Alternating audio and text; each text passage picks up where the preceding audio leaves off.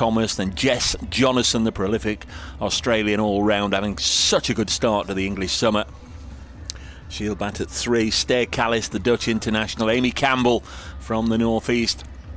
Maddie Ward. Liv Thomas comes into the side today. Beth Langston, Rhea Fackrell, Rachel Slater, the Scottish international, and Holly Garton, the young teenage leg spinner, are all in the Yorkshire starting lineup, named by coach Rich Pirate for the Blaze.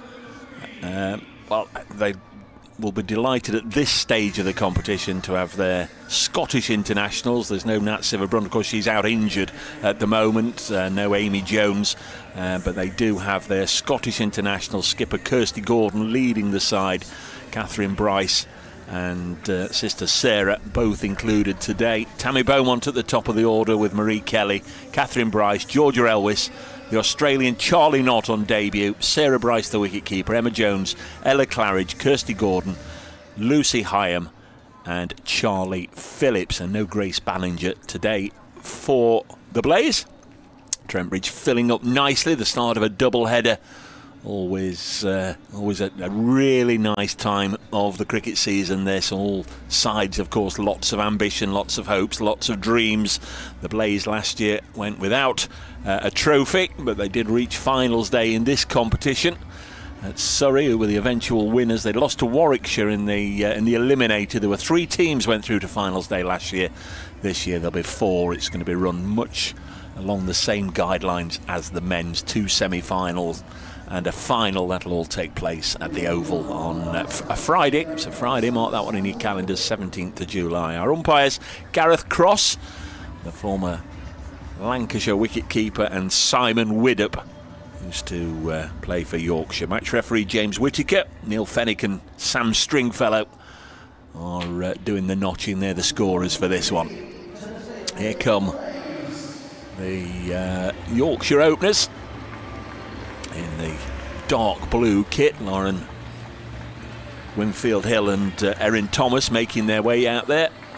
Slightly curiously ahead of the Blaze, Kirsty Gordon and her side just forming up. They went through a little guard of honour there. Lots of youngsters. Not sure if it's a young cricket team or a local school that have been asked to come along and wave the flags. There's some flamethrowers just being extinguished as well. Nice arrival for the athletes as they make their way out onto this famous old cricket ground at the start of this competition. And we're really looking forward to a good day's cricket in the sunshine. The public address just cranking up the crowd, which, as I say, is filling up nicely. Good numbers in at the start of the day. So, familiar format, of course, 20 over cricket, 6 over power play. No bowler can bowl more than 4 overs. Used to be the way, of course, didn't it? When the competition started, there'd be 5 bowlers, 4 overs each, and that would be it. It seems very rare nowadays that that happens. It's almost inevitable that skippers will turn to a 6th, 7th and sometimes even an 8th bowler. Lots of option, lots of variety. It's going to be Charlie Phillips from the pavilion end here at Trent Bridge to get us going.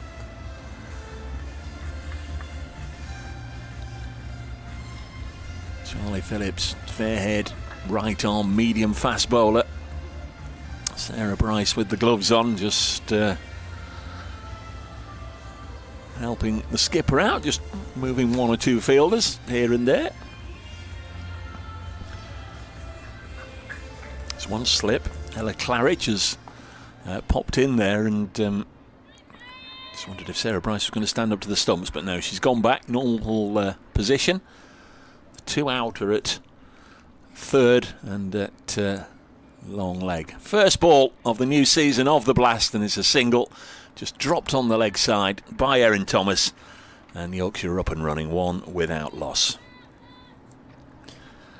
These 2 openers at almost at opposite ends of their cricketing career. I'm sure Lauren will say that there's plenty of life left in the tank, Dave. She's into her 30s. Lauren, of course, England international in all formats. A wealth of experience. So she's off the mark. Erin Thomas, a younger partner, just 19 years of age. On to strike. There's Charlie Phillips in. And bowls. Oh, and that's a thickish edge along the ground. It's going to scuttle away for 4 runs down below us. And a boundary for Erin Thomas. Not entirely sure she was totally in control of that. Tammy Beaumont gave it her all, running around the boundary edge and putting the big dive in, but unable just to drag it back. I think she was always second favourite. And there's a boundary to Erin Thomas. 5 without loss here on Sports Extra on the Trent Bridge live stream and via the cricket page on the BBC Sport website and app. Phillips comes in again, bowls, another attack-minded shot drilled up to wideish mid-off. And there's no run, the first dot of the contest.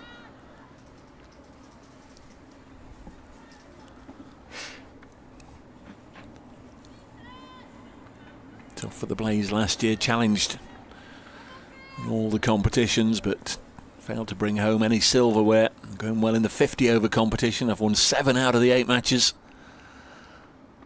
This one's hit again beautifully by Thomas.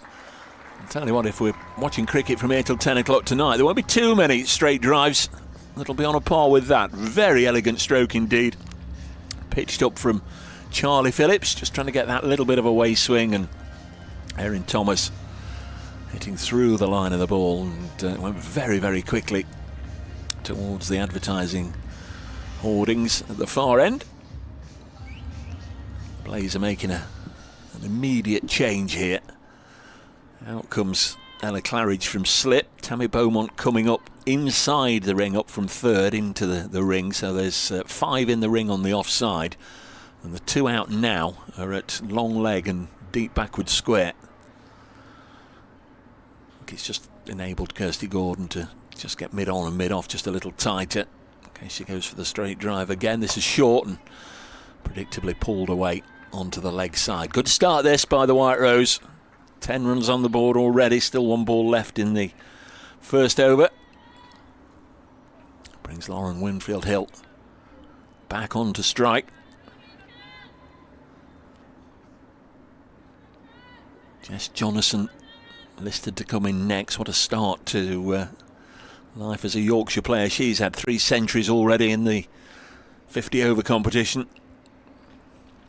There's Charlie Phillips. Bowls again, nicely played by Winfield Hill into the covers. Comfortably fielded by Kirsty Gordon. And that's the end of the opening over that went for 10 runs. So Yorkshire will be very pleased indeed just to get up and running. Looks a good track generally. They play true here, especially when there's been relatively little rain about over the last 2 months. Expect it to be nice and hard, a little bit of bounce, good carry. We're going to have some spin from the off. Kirsty Gordon, Blaze captain and of course Scottish international, looking forward very much to the forthcoming Women's World Cup. Gets underway in a couple of weeks. Kirsty Gordon going to begin things by bowling to Erin Thomas.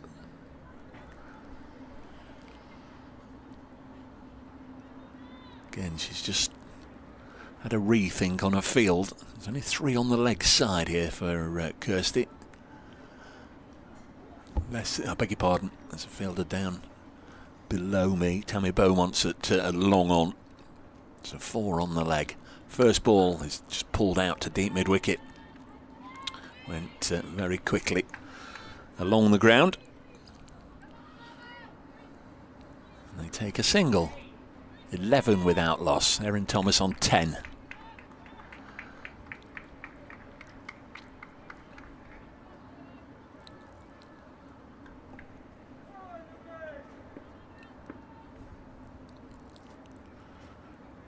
comes Gordon. Oh, chipped on the leg side towards the square leg umpire. Contemplating 2 and they'll go through for 2. And comes the throw from deep square leg. That's Charlie Knott out there on her Blaze debut. Some of the senior players in fairly close. This is hit back to Kirsty Gordon. Catherine Bryce at shortish mid-wicket, about 4 strips away. And on the other side, Georgia Elwis, another one. It's been full of runs. Start of the campaign. She's in at tightish extra cover. This one's a little short from Kirsty Gordon, and that's levered away to the left of Charlie Knott at deep mid-wicket for another boundary. Good start from Yorkshire, 17 without loss.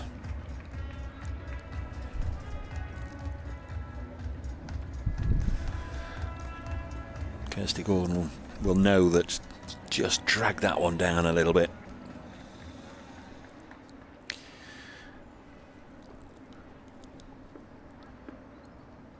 Winfield Hill on 7.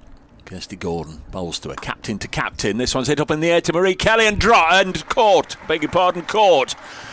Had her back to me just for a moment. I wondered if that might bobble out, but nicely taken by Marie Kelly in the end. And that's a precious wicket for the host to take. Kirsty Gordon, previous ball certainly won't have been happy with. Just a little too short and almost an inviting pull away to the deep mid-wicket boundary. But then pitched it up. Lauren Winfield Hill again trying to lift it over the top and could only pick out Marie Kelly at mid-on. Important breakthrough after just 11 balls of the contest. There comes Jess Jonathan.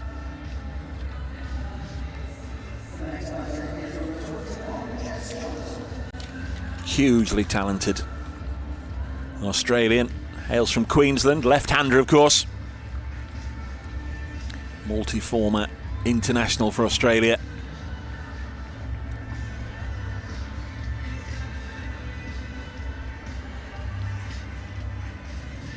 Blaze will be glad to get her out there nice and early. They'll be even happier if they can send her back fairly quickly, because they know how damaging she can be. Last ball of the second over to be bowled by Kirsty Gordon. Left armour to left-hander. Low full toss, LBW shout as Jonathan, I think it was going down the leg side always. He tried to sort of sweep it away. Didn't get anything on it. Struck the pad, but I think it was outside the line and missing leg. Didn't seem to have too much going for it. End of the second over. A wicket-taking one for Kirsty Gordon, and Yorkshire, who won the toss, opted to bat first. A 17 for 1 with Erin Thomas nicely set already on 10. A couple of boundaries to her.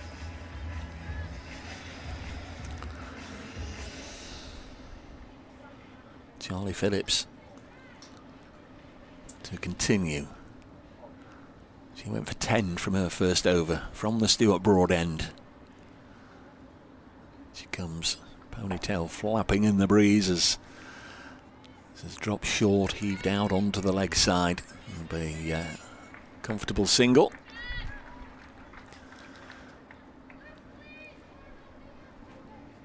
Sure, from time to time you'll see, those of you watching on the live stream, a shot of the pavilion. Every time we come now, more and more of it is revealed, getting more and more of an idea of what the eventual look will be. Of course, there's huge black tarpaulins up at the left-hand side as we look from the Radcliffe Road end. The committee rooms, they're all blacked out for this one. Jonathan on strike. Phillips bowls, slashed away for 4. Just a little bit too much width there from Charlie Phillips, and Jonathan, whether she's fresh at the crease or not, isn't going to miss out on a scoring opportunity like that. 22 for 1.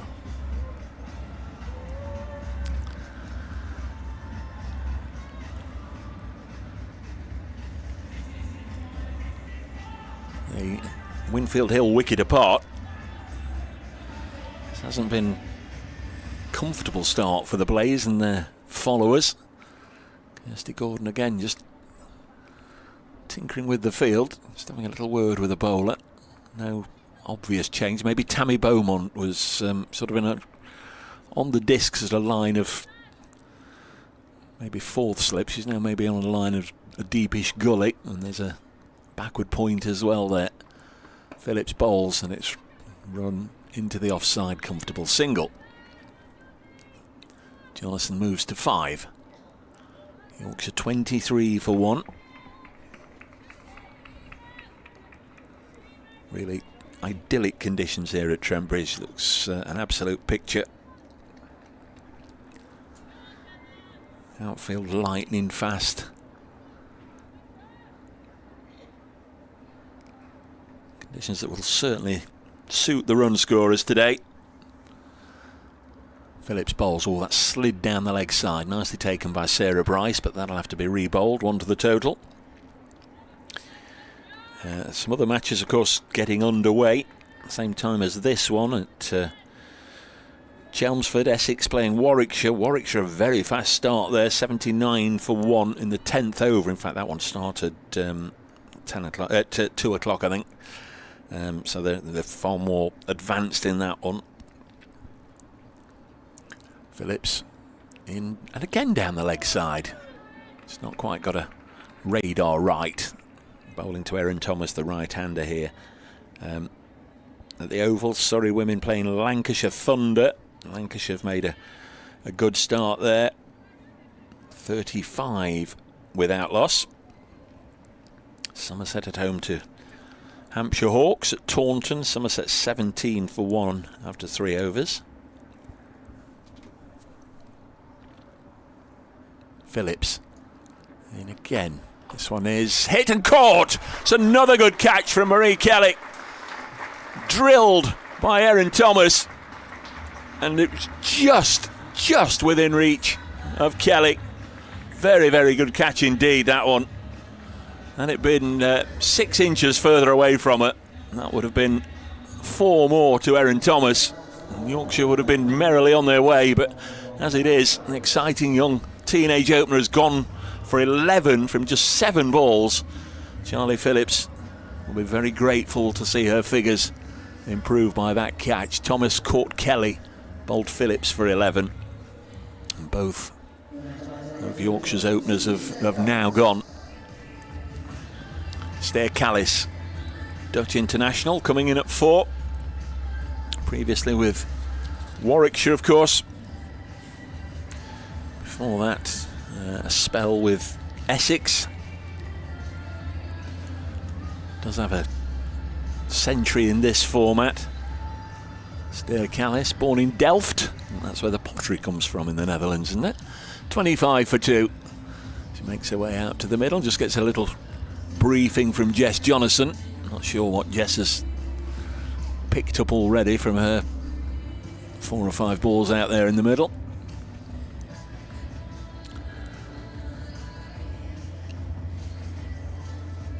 It's a very, very good catch that from Marie Kelly. It was very hard, and Kelly right on the discs, right on the 30-yard discs at mid-off, and to react quickly, full stretch to her left and clung on two-handed. Really excellent take. In comes Phillips to conclude this over.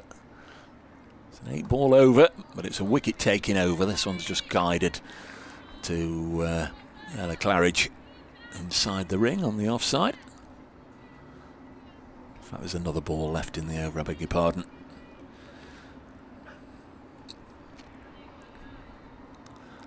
And the 2 wides, of course.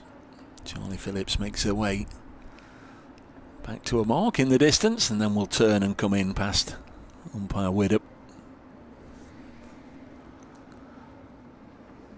Balls all down the leg side, so another one will have to be re-bowled.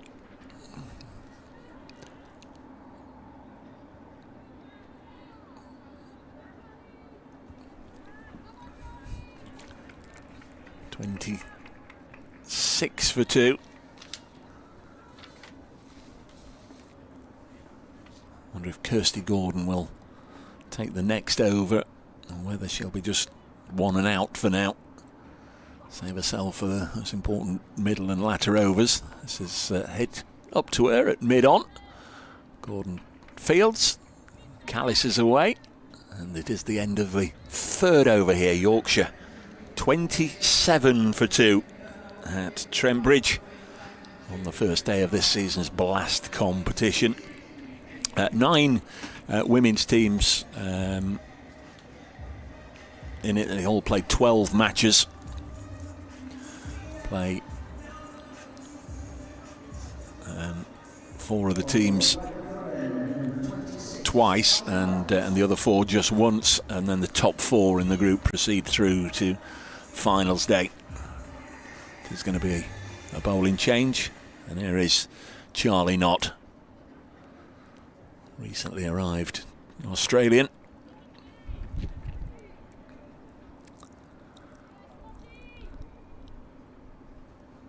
All Prendergast, such a good start to the season with the Blaze. She's away now with Ireland for the forthcoming World Cup. So not brought in for this competition. First ball of her right arm off spin, just dropped on the leg side. Catherine Bryce doing the fielding. 1 more to the total.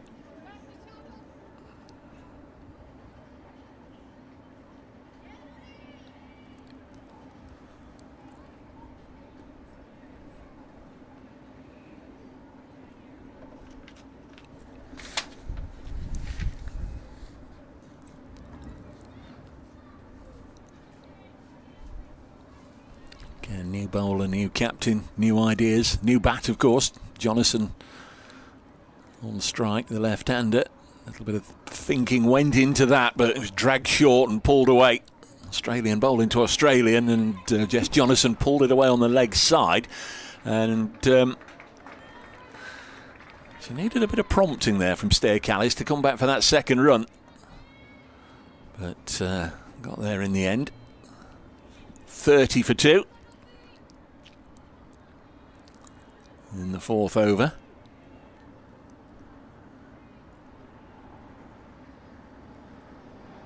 Jonathan on to 7.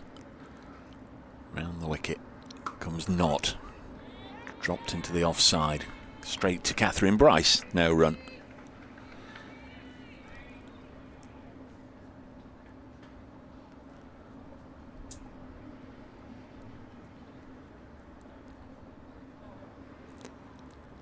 Next delivery. Pitched up, and a little bit of respect there shown from Jonathan to Charlie Knott. Just a tentative defensive block back to the bowler. Might be followed by a big shot, we'll have to see. Around the wicket comes Knott. Little bit of turn there. Just gentle away drift. It's cut out into the deep. Fielded by Lucy Hyam. Sure we'll see her bowling before too long. Good throw in from the deep by Hyam. 31 for 2. Knott's decided to go round the wicket to the right-handed Callis. He's got 2 out on the leg side. Needs to pitch the ball up, and it's outside the off, and she's got away with that, really. No protection on that offside. There was enough width there, and it was just slashed straight to backward point by Callis. She'll feel she's missed out. 31 for 2, just 4 runs from that particular over. Charlie Knott's first here at Trent Bridge, where Yorkshire won the toss and decided to bat first. They've lost Lauren Winfield-Hill. Caught Marie Kelly, bowled Kirsty Gordon for 7. That was 17 for 1 in the second over. And then in the next over, Erin Thomas, again caught by Marie Kelly from the bowling of Charlie Phillips for 11. That was 25 for 2 in the third. It's going to be another bowling change. It's going to be Catherine Bryce, who had such a stellar year last year. Outstanding campaign with bat and ball. Scottish international. Ultra reliable. You know what you're going to get with Catherine Bryce. She's going to start her bowling stint right arm. Medium paces, of course, round the wicket to Jonathan. Sweeper out on each side. Bryce pitches it up, and Jonathan has launched this down the ground. Marie Kelly will go and fetch this one back. It's in the air a long time, but she certainly had no chance of getting anywhere near getting under that. That was a shot of authority, a shot of somebody determined to take the fight to her opponents. First ball from Catherine Bryce, slammed high back over her head, one bounce for 4. There's Bryce in again. This time it's hit along the ground to Marie Kelly with a textbook sliding stop. The long barrier, perfectly executed.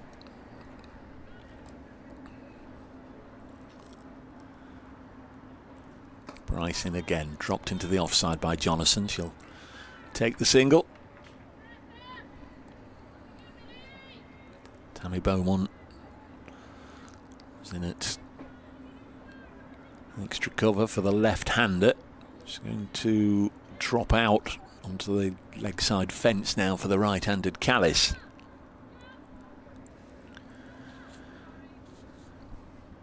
Some very good players still to come, but you'd imagine the Blaze will sense that this is potentially the partnership that they have to break sooner rather than later. Or it could become very awkward later on. Jonathan and Callis stay there for long, down the leg side again, taken by Sarah Bryce. That's 4 wides we've had already, all from the far end. 3 in the Charlie Phillips previous over bowled from there. Now 1 from Catherine Bryce. Bowls again, and an almighty mo from Callis. Is a little fortunate not to drag that onto her stumps. She will feel she's a little unfortunate not to locate the middle of the bat. Send it out towards deep mid-wicket.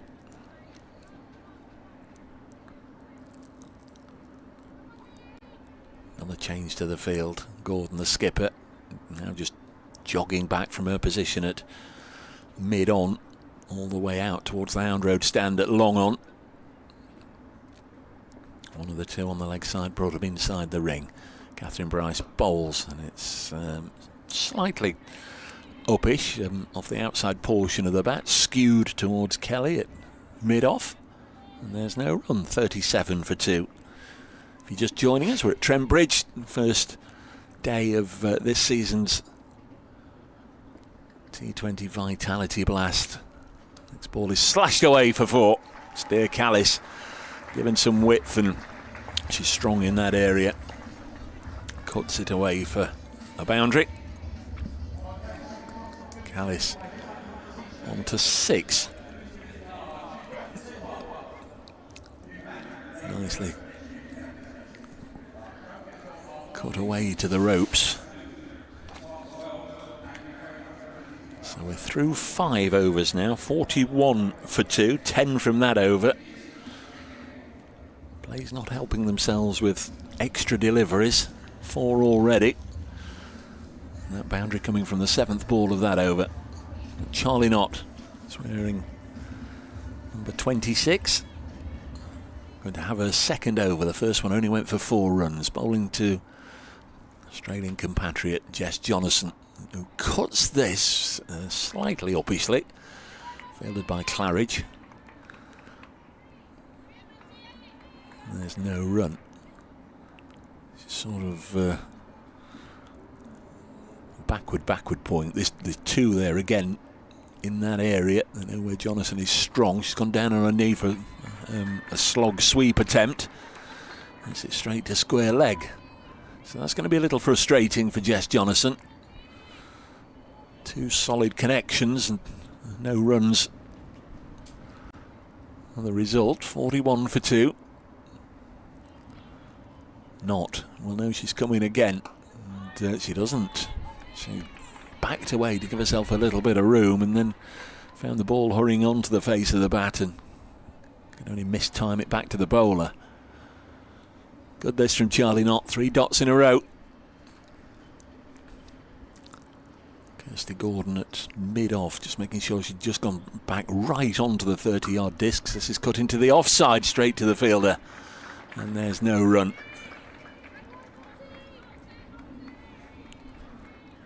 This is where experience will kick in for Jonathan. She will know, she should know, she will know that 4 dots isn't the end of the world. Don't you get yourself out chasing what's already gone. Play the ball on its merit. She comes down the track and plays this one over the top. 2 bounces for 4. Well, whether that was premeditated or she was very quickly, instinctively picking up the fly to that ball, danced down the track beautifully. A little bit more air given to it by Charlie Knott, and Jonathan came skipping down and it lifted it again back over her head for 4. 45 for 2. Last ball of the over, and she's hit this one in the air again, down the ground. 1 bounce this time for 4. Got under this one a little bit, but 4 dots, and experience did tell. Gets back-to-back boundaries. So 8 from the over is a real result for Yorkshire, and it takes them to 49 for 2 at the end of the 6-over power play. Charlie Knott, 2 overs, none for 12. She was 10 balls, none for 4, and those last 2 deliveries both being hit back over her head for 4. Back comes the captain. First strains of ABBA this afternoon. Played over the public address here. Kirsty Gordon bowled the 2nd over of the innings from the Radcliffe Road end. She's now switching to the pavilion end. 49 for 2.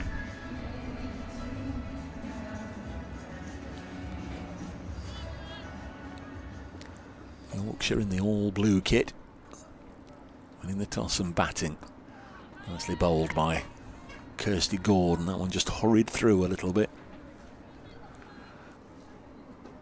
Callis on 6. This pair have added 24 for the 3rd wicket. Momentum building. Kirsty Gordon just came in 1 step and stopped, and the umpire made that signal of dead ball to the scorers.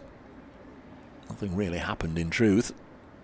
Here comes Kirsty Gordon again. Slow left arm spinner down the leg side. It was there. It was an inviting ball to be swept away, but Callis didn't properly get hold of it. Another precious dot ball. That's the match-winning commodity more often than not in this form of the game. How many dots can you inflict? Next one's pushed back to the bowler. How many 4s and 6s yet? Also equally important, of course, but from a bowling perspective, keep that economy rate nice and low. Kirsty Gordon bowling, as she always does, with the sunglasses on. Bowls a flattish delivery, which is cut to Lucy Hyam at backward point. And there's no run. 4 bowlers used so far. Sure, Lucy Hyam will add to that tally before too long. This is a thickish outside edge which is going to run down towards the boundary here. There's a chase on. Oh, and really well done by Lucy Hyam. Yeah, she's got there. That was nice and clean.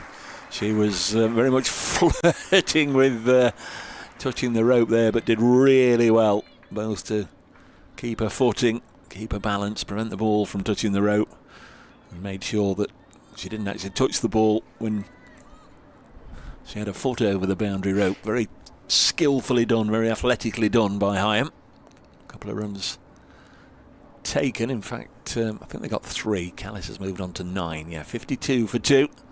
This one's tossed up there, and Jonathan just waited for it. Nudges it down the ground through the vacant mid-off position. Good over from Kirsty Gordon. She's 2 overs, 1 for 11. Yorkshire 53 for 2 after 7.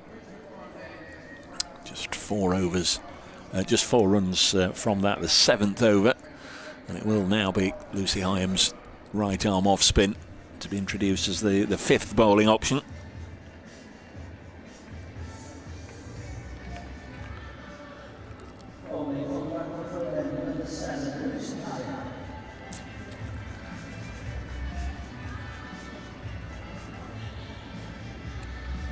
Vastly experienced, of course, Lucy Hyam.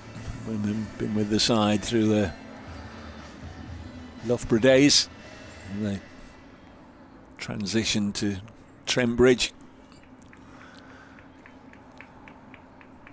One of those supremely reliable performers. Always likely coming in the lower middle order to get you a few important runs. And also here in these middle overs, economy rate's generally good. First ball is chipped up in the air and very nearly a catch. Just falls a little short of the diving Ella Claridge. So close there. It was certainly a false shot. Goes down in the book as 2 runs, but Lucy Hyam nearly off to the perfect start. And she got Jonathan with what was a really loose shot there. The Australian would have been sulking her way all the way back to the dugout, I'm sure. Field now spread as much as it can be within the limitations, and now a reverse sweep down into the distance towards the Batman board, swept away on the reverse by Jonathan for 4.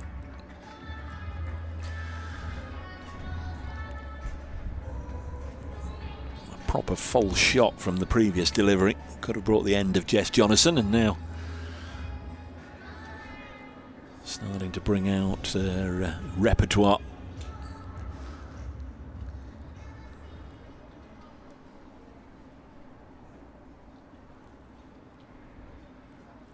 Hyam, and again the reverse, and again she's got hold of it, and again it'll be 4 runs.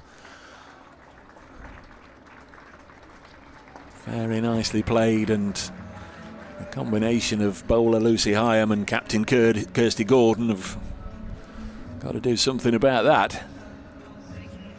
Having put the previous one away so majestically, it was almost an invitation. Can you do it again? And she can. She's under 32 from 20 here, the Australian. 63 for 2. Jonathan bats through the innings. Any score is possible. Kirsty Gordon said at the toss, we don't mind a chase, but we want it to be extortionate. This one's a full toss, hit away onto the leg side for 6. Fielder momentarily interested. Instead, it's the gentleman 3 rows back in the Fox Road stand who made an attempt to catch it. On for 6. The umpire just inspecting the ball. And this over is going up incrementally. 2, 4, 6. I'm sure she went hit an 8 from this one. There's Hyam. Again, Jonathan into the offside. Probably only be a single out to Catherine Bryce, who's got a good arm from the deep. So 13 from 4 balls in this over. Beg your pardon, 17 from 5 now.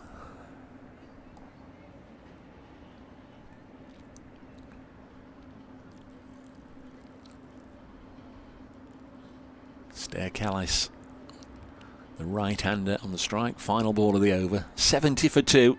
Last ball of the 8th. This has been a big over for the White Rose. Again, she'll come, Callis, and a lovely clean connection. And that's a really damaging over.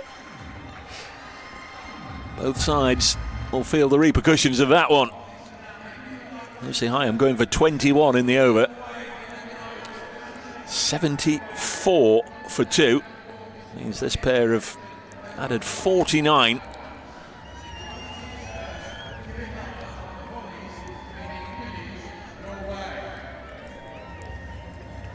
Still 12 overs to go in the innings. This sort of platform, Yorkshire will be sure bitterly disappointed if they're not up and around the 200 mark, because that's a long way away at this stage. 74 for 2, but they've certainly got the building blocks in place. Georgia Elwis coming on. Right arm described as medium fast on the live stream. To those of you watching that.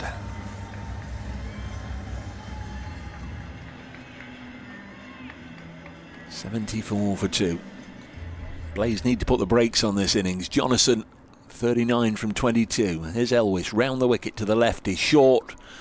just pulled away down to Lucy Hyam. A shell-shocked Lucy Hyam, no doubt, at long leg after that previous over. But a good bit of fielding. That's the 50 partnership. It's come up from just 33 deliveries between Jess Jonathan, whose contribution is 35 of them. Stair Callis very much playing the supportive role. 13 from 13 at the other end. The Blaze in their flame red-orange kit. Next delivery's cut out to the offside. They'll come back for 2. Throw in from Charlie Knott, just bounced awkwardly for Sarah Bryce to try and take. No chance of a run out. Callis comfortably home.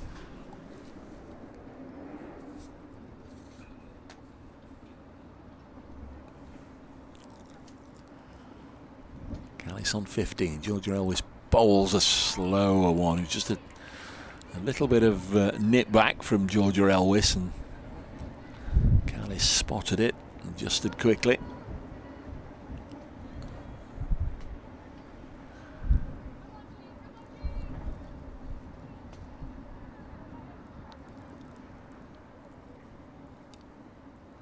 And again comes Elwys from the broad end. It's up in the air and over the top.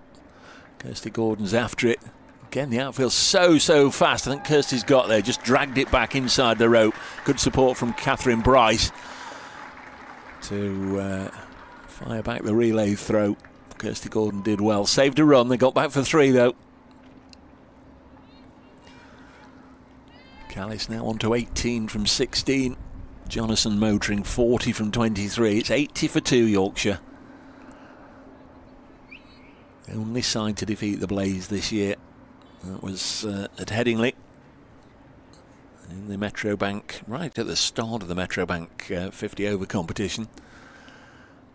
This one's short enough for Jonathan to get underneath, lifted it deep into the offside, and again there's going to be chase out there in the deep. Stop it reaching the ropes. Emma Jones doing the fielding, and again they come back for 3.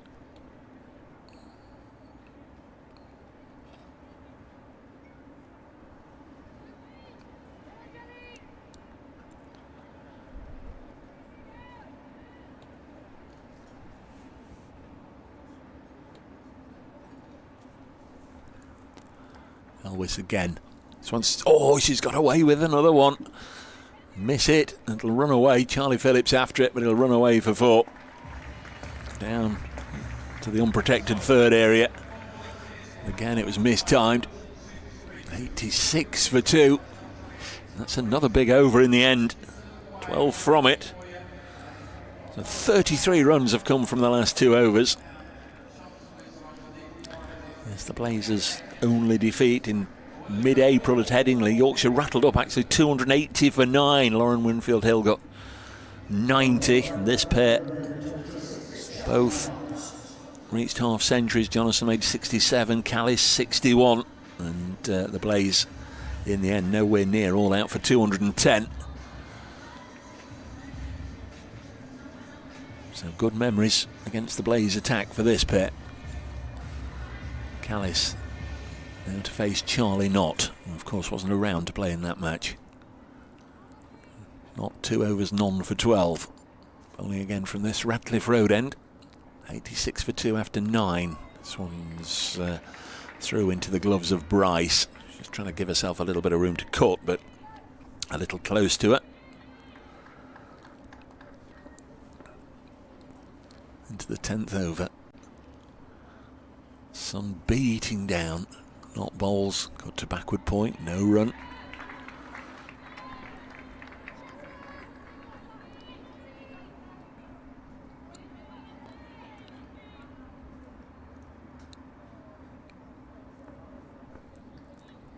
Can the Blaze stem the flow of runs?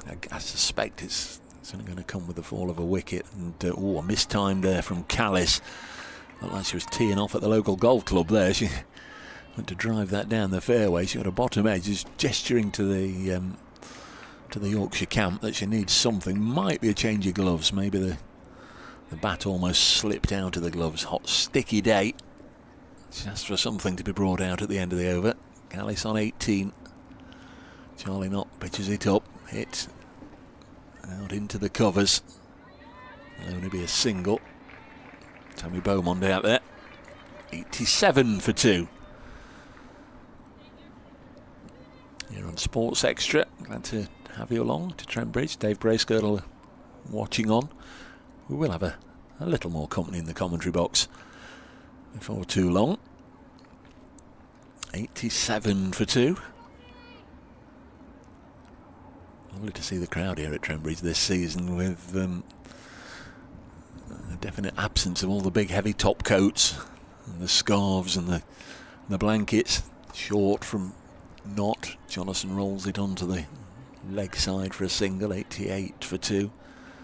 It's not been too much warmth about the cricket watching days here in Nottingham so far this season.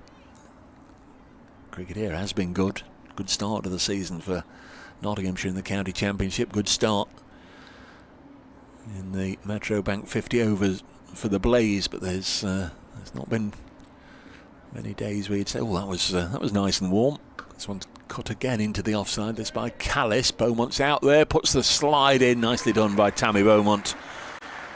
Really good stop. That was really important. Saved a couple of runs there. Yorkshire 90 for 2. Only 4 from that over. Charlie Knott now through 3 overs, none for 16.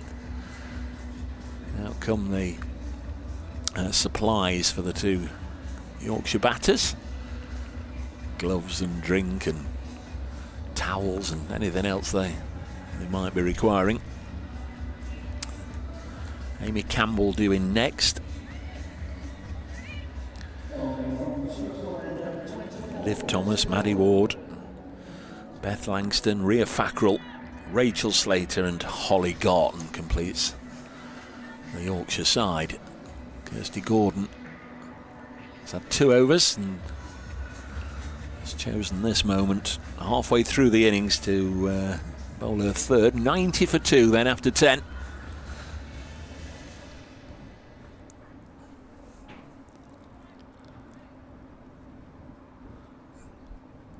Short break whilst everybody's, well, the two batters refreshed themselves, and we're back underway with Jonathan bunting this down the ground for a 48th run.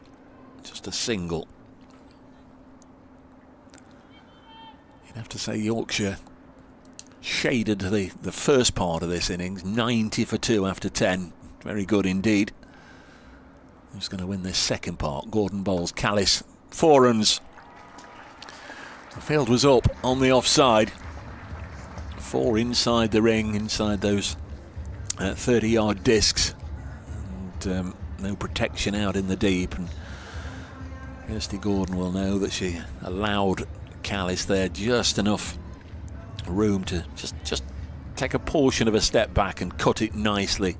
Pick a spot, and away it went for 4. 95 for 2. Callis on 25. Gordon in again to the Dutch international. This time she cuts it to Hyam at backward point, and there's no run.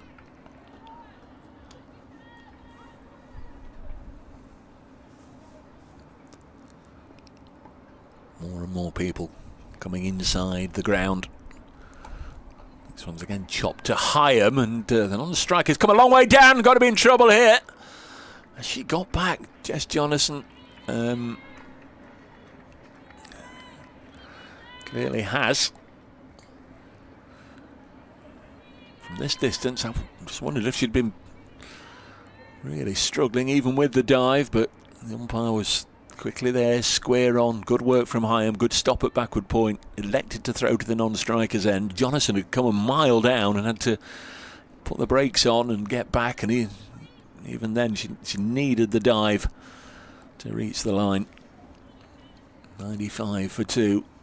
That would have been a very bitter way for her innings to end. Callis on 25. Good fielding from Hyam. This is short, pulled by Callis into the leg side again, out to Tammy Beaumont in front of the, in fact, beg your pardon, it's Emma Jones this time, out in front of the Fox Road stand. doing the fielding. Beaumont had been brought up inside the ring.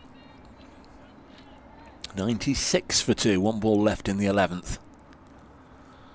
Blaze need a wicket. Yorkshire need more of the same, and it is swept away. Viciously down to fine leg. Past the diving Phillips by Jonathan, and that's her 50. Super knock from Jess Jonathan. What a summer she's having. 28 balls, 8 fours and 1 6.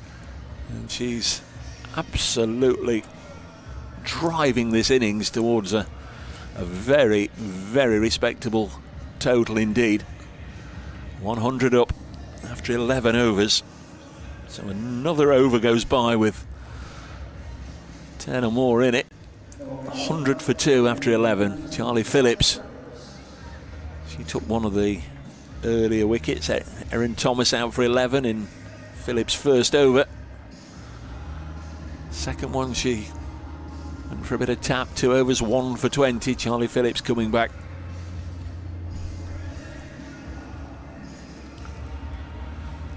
Six bowlers already deployed by Captain Kirsty Gordon.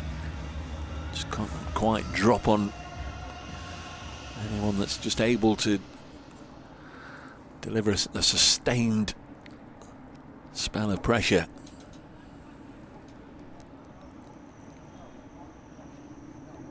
Lucy Hyam with just the 1 over which went for 21. Georgia Elwis's 1 over went for 12. Catherine Bryce 1 over that went for 10. Going to need to see at least a couple of those, you'd imagine, come back. This Phillips, simple task as far as the Blaze are concerned. Just get us a wicket, Charlie. Yorkshire will want more of the same. Callis on strike on 26. The right-hander finds that one a little close to her, but still cuts it to point. Then the throw comes in to the non-striker's end, but they're safely home.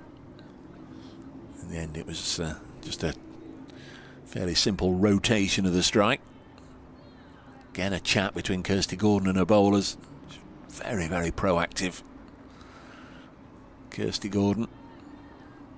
Reactive in the sense that if something has gone wrong, she'll be quick to jump all over it, but also proactive, trying to just plot and plan ahead, try and work out the next potential scoring area. This is it out into the deep. Oh, that's an excellent catch. Oh, that's a very, very good catch from Tammy Beaumont. And Jonathan goes for 52. A huge moment in the contest. Really good catch low down by Tammy Beaumont on the deep mid-wicket fence. She had to come in and the ball was dying on her all the time. Managed to keep herself nice and low to the ground there and just scoop it up inches from the grass. That's an excellent, excellent catch. And just took it into the hands and then let them give nicely. Just wrapping her fingers around the ball, making sure there was no chance of a bounce out. And Jess Jonathan has gone for an excellent 52. 101 for 3 in the 12th over. Jonathan faced 29 balls, 8 fours and 1 6. Amy Campbell, a hugely experienced women's player.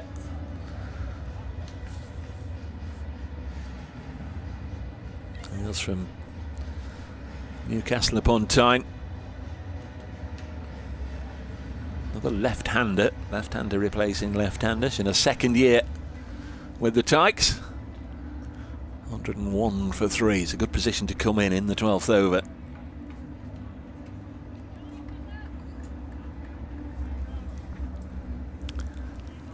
So Phillips does come back into the attack and get that wicket, but with no little help from Tammy Beaumont. Super catch. 101 for 3. Can the Blaze just have 3 or 4 good overs now from here on in? Phillips in to bowl. Hit crisply straight away, and it's out of the reach of Gordon. A couple of runs to Amy Campbell. Out to Charlie Knott in the deep. It's a very confident looking way to announce your arrival at the crease. Excellent shot.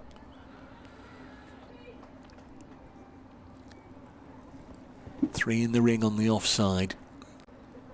2 out in the deep, 1 deep extra cover.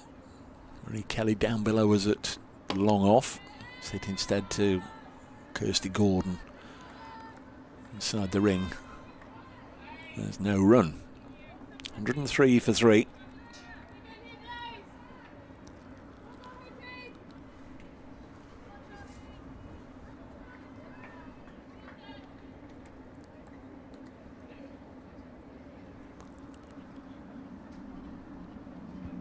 Two balls left in this Phillips over. Round the wicket. Bowles. Not properly got hold of this one, Campbell. She'll just get the single.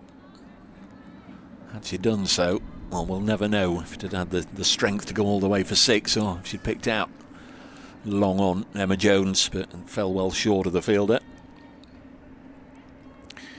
Elsewhere, the Tier 1 women's matches today. Warwickshire 144 for 7 after 18 overs. They're away against Essex. Lancashire Thunder 146 for 3 in the 17th over. They're at the Oval against Surrey. Somerset 110 for 2 in the 14th against Hampshire. 104 for 3 here. Callis on 27. Drills this out to Beaumont for just another single.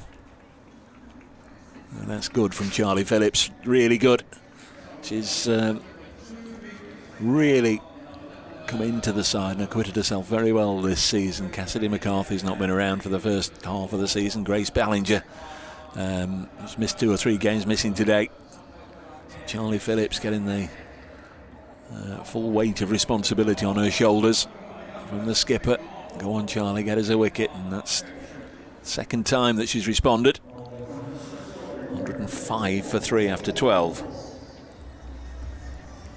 Georgia Elwes coming back into the attack. And 1 or 2 of these bowlers will be thinking, thank goodness Jess Johnson's gone now. Callis on strike. Pushes it to Gordon at mid-off and scampers a sharp single. She had to run quickly, but I think was always confident of getting there. 106 for 3.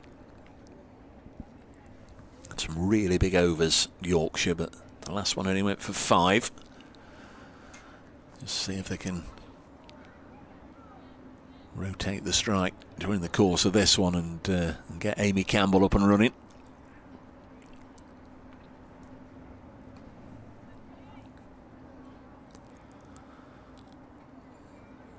I think the left-hander was looking to the leg side, wondering where the fielders were. There's 3 of them out in the deep. There's I was going to say there's a run anywhere on the leg side, and instead she hits it up to mid-off, and there's no run. You can only hit it really where you have the scoring opportunities. Always setting the right field for the left-hander and bowling to it. 4 in the ring on the offside and 1 out in the deep.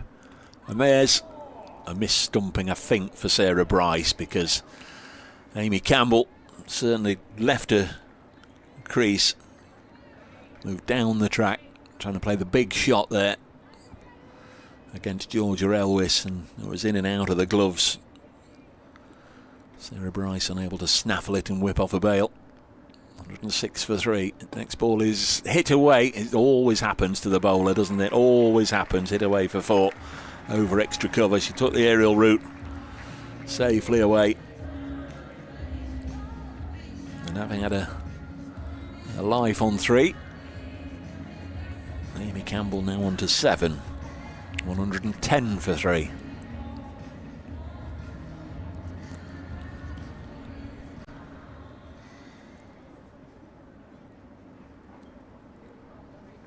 Elwes bowls, and again she was down the track there, and I'm pretty sure she missed it with the bat and thudded into a pad. Otherwise Sarah Bryce was ready and certainly hoping for an opportunity to redeem herself, but didn't make it that far. 110 for 3, last ball of the 13th. Bowls now, and again hit over the top. Fielder in the deep will keep them to 2. 112 for 3, so 7 from that over. 12 have come from the last 12 balls. And Yorkshire were 90 for 2 at the halfway stage. Just won't want there to be any sort of dip now. Want to take as many wickets as they can, of course, into the last 4 or 5 overs, but they'll want to keep the momentum going at this stage of the innings. Catherine Bryce coming back. Only over so far, went for 10 runs.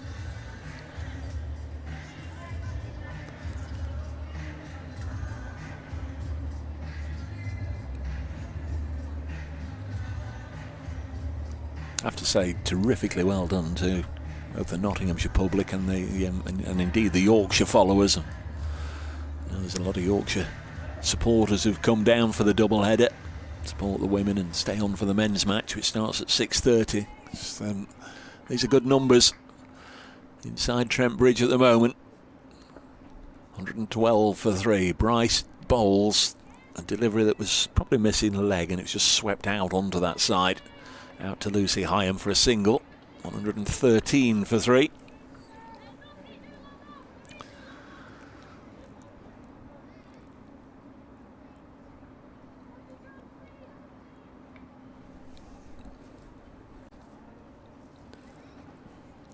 Yeah, the strains of the Blaze skipper and moments of quiet. Just directing her troops. Bryce bowls. This one's helped out into the leg side by Campbell for another single. 114 for 3.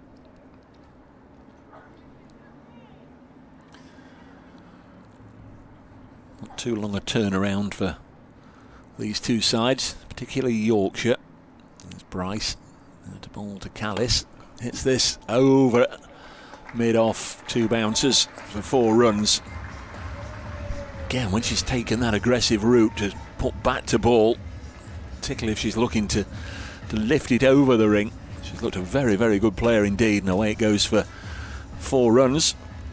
Yeah, the Blaze are at Old Trafford on Monday, but before that at Headingley on Sunday.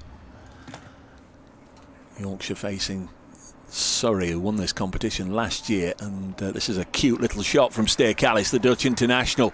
She was actually down on the ground. She was quickly up. She beat the count, but she was off balance. She was wobbling all over her stumps, really, just to get outside the line of the ball and then just help it away down to long leg for a boundary. 122 for 3. Callis on to 38.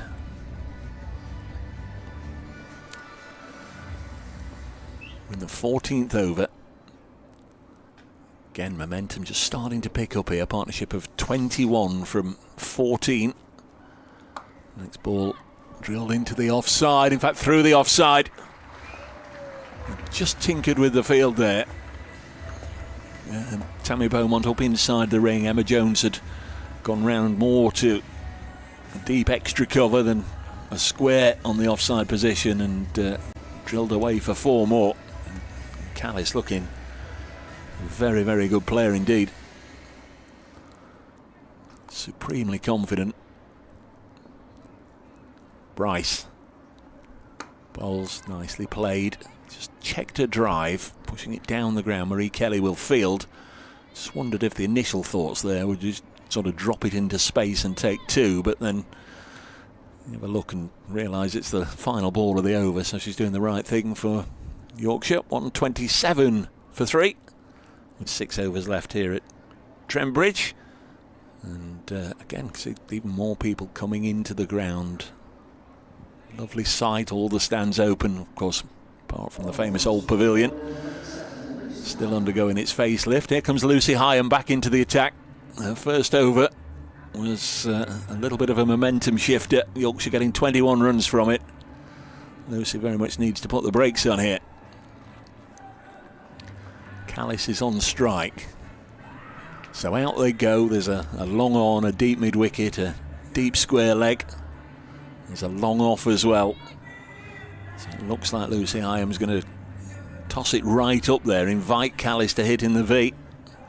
We're just hoping she doesn't Hit it straight back over the bowler's head, like she has done a couple of times already. She backs away and then cuts this into the offside. Partially stopped there by Charlie Knott. And they take a single on 28 for 3. That's got Callis off strike, at least for the time being. But Campbell's just starting to open up.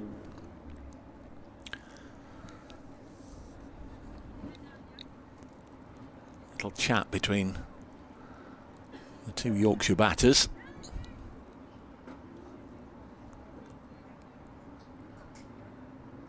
Again, Kirsty Gordon just taking her time, making sure the field's set exactly as she would want and as Lucy Hyam would want. There is Hyam in off of 3 or 4 pacers bowls, cut into the offside to backward point. No run there. Emma Jones doing the fielding. 128 for 3 in the 15th.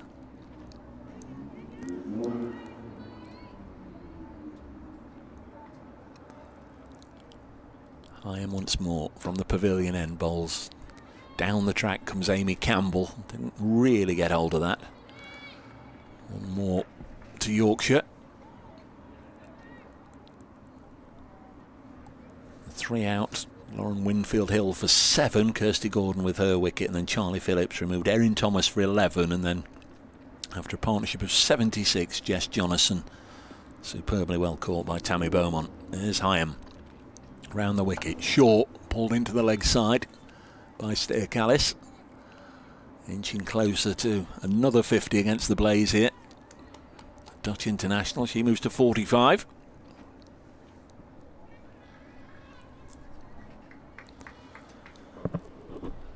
Two balls left in this over. 130 for 3 here. Sports Extra on the Trent Bridge live stream. Down the track again comes Campbell. She's not been afraid of using her feet to get to the pitch of the ball and launches it away. One bounce over deep, extra cover for 4 runs. Just been joined by Michael Temple, Communications Director at Trent Bridge, Marketing Director. Also got more titles than anyone knows what to do with. Welcome, thanks for popping by. Thanks, Dave. 2 attempts on my title there, you still got it wrong, but you're learning, aren't you? Well, you don't write to me anymore. You don't write to the likes of me anymore with your signature block. Next ball is chopped away, again through the offside, and again it'll run away for 4. There's some good cricket, there's a good crowd, but many of them just wondering, biting their nails, wondering how many the Blaze are going to have to chase. But from your side of things, the crowd is terrific, isn't it? Really good. What a day at Trent Bridge. This is the best of this place, Dave. Back-to-back games, sun is shining, still back in the Blaze to come roaring through and Notts Outlaws for Yorkshire this evening. We'll certainly have a 5-figure crowd, and let's see how high we can go. Really important phase of this match now upon us. We're into the last 5. Charlie Knott to bowl her final over on debut, the Australian. 3 overs, none for 16. She's the most economical of the Blaze bowlers. Might just be a little fearful that there's a Steer Callis storm not too far away, though. She's on 45. Don't think there'll be too many nerves about nearing a half-century here. She's a good young player. Shows the strength of that Aussie setup, Dave, if she's not troubling the selectors at this moment in time. Been the tightest and most accurate of the Blaze spinners in this innings so far. Round the wicket she comes now, and was always going down the leg side, and Callis helped her out a little bit by sort of following the ball, so it hit her and they took a leg by. She just had a little bit of presence of mind, or the nous just a step inside that would have been a leg side wide, and would again been a problem or two for Kirsty Gordon and her side. She must be the most proactive, I've just called her proactive and reactive skipper in the women's game. Kirsty Gordon, she loves a chat with her bowlers, and if it's after every ball, so be it. It'll be after every ball. 139 for 3. That's okay, provided there's no danger with the cut-off time. We'll have a little look at that in a moment. There's another one just dropped onto the leg side by the left-handed Campbell. 140 for 3. Cut-off time showing it as 15:50, 10 to 4. So that's 14 minutes away. They'll be all right. They'll have started the last over by then, won't they? I'm a big fan of Kirsty's captaincy. Yes, she's proactive. she's a winner. Yeah, Feels it when they struggle, but absolute games player, and she'll keep making changes to find a way. Absolutely spot on. Not bowls. Oh, and Stair Callis has been a little fortunate here. I think initially she felt she was going to get a boundary, but she's not. Oh, I say she's not. Is that Ella Clary's down there? Oh, crikey. That should have been stopped. At least said soon is mended and all that. That should have been stopped. And I'm not sure where it went wrong for Ella. It does go very quickly down there. It's a ground where you start talking about a slope. What a slope! It's as flat as a pancake. It's not actually when you're out there, and certainly when a ball's been hit towards the rope, it will disappear. This one's chipped up in the air, and this should be a wicket. Oh, it's been spilled!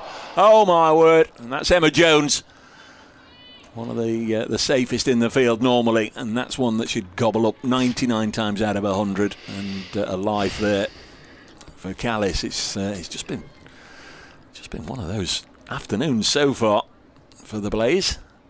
Yorkshire almost being allowed to put a very good score on the board, and that's not taking anything away with the magnificent stroke play. There's been one or two uncharacteristic errors. LBW shout here. That was drifting down the leg side. 146 for 3. 2 mistakes in the field. You've got to back the Blaze to come through. I think it's a very high-scoring pitch, and as you say, Dave, the Trent Bridge outfield absolutely rapid today, but disappointment there. We want Yorkshire to earn their runs, for the Blaze to take their chances, but opportunities begging there. Last ball of the 16th. Charlie Knott, her final ball of her 4-over allocation. She's not going to get a wicket on debut for the Blaze, but nonetheless very respectable figures for Charlie Knott. 4 overs, none for 19. She at least has been able to bowl with a modicum of control there. Nobody's really got hold of her, and she should certainly have had a wicket there. Just wonder if that was even with the sunglasses on, I wonder if that was a looking up into the sun job, but we'll not try and make any excuses. That's one that Emma would normally take, as I say, more often than not. Great perspective, the Trent Bridge Pavilion. From this vantage point, Dave, scaffolding starting to come down, building revealing itself. Still looks every inch the traditional pavilion, but so much work going into the changes inside to give us the modern facilities that these players need. I don't know what I expected. Well, I do, because I've seen the plans and whatever, but coming today and then seeing the bit that we're so familiar with looking exactly as it always has done, is a shot into the offside, and that's out.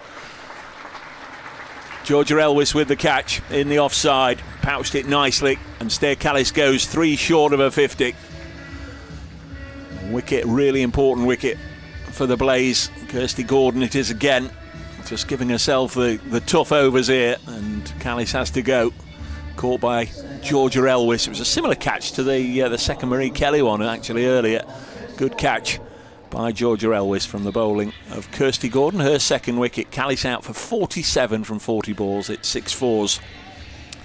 And now it's going to be down to the Yorkshire middle and lower order just to sort of maintain and build on the momentum they've had. If the Blaze are going to keep this under 180, 190, they've got to sort of start doing it now, chipping away regularly with wickets. Maddie Ward is on her way to the middle.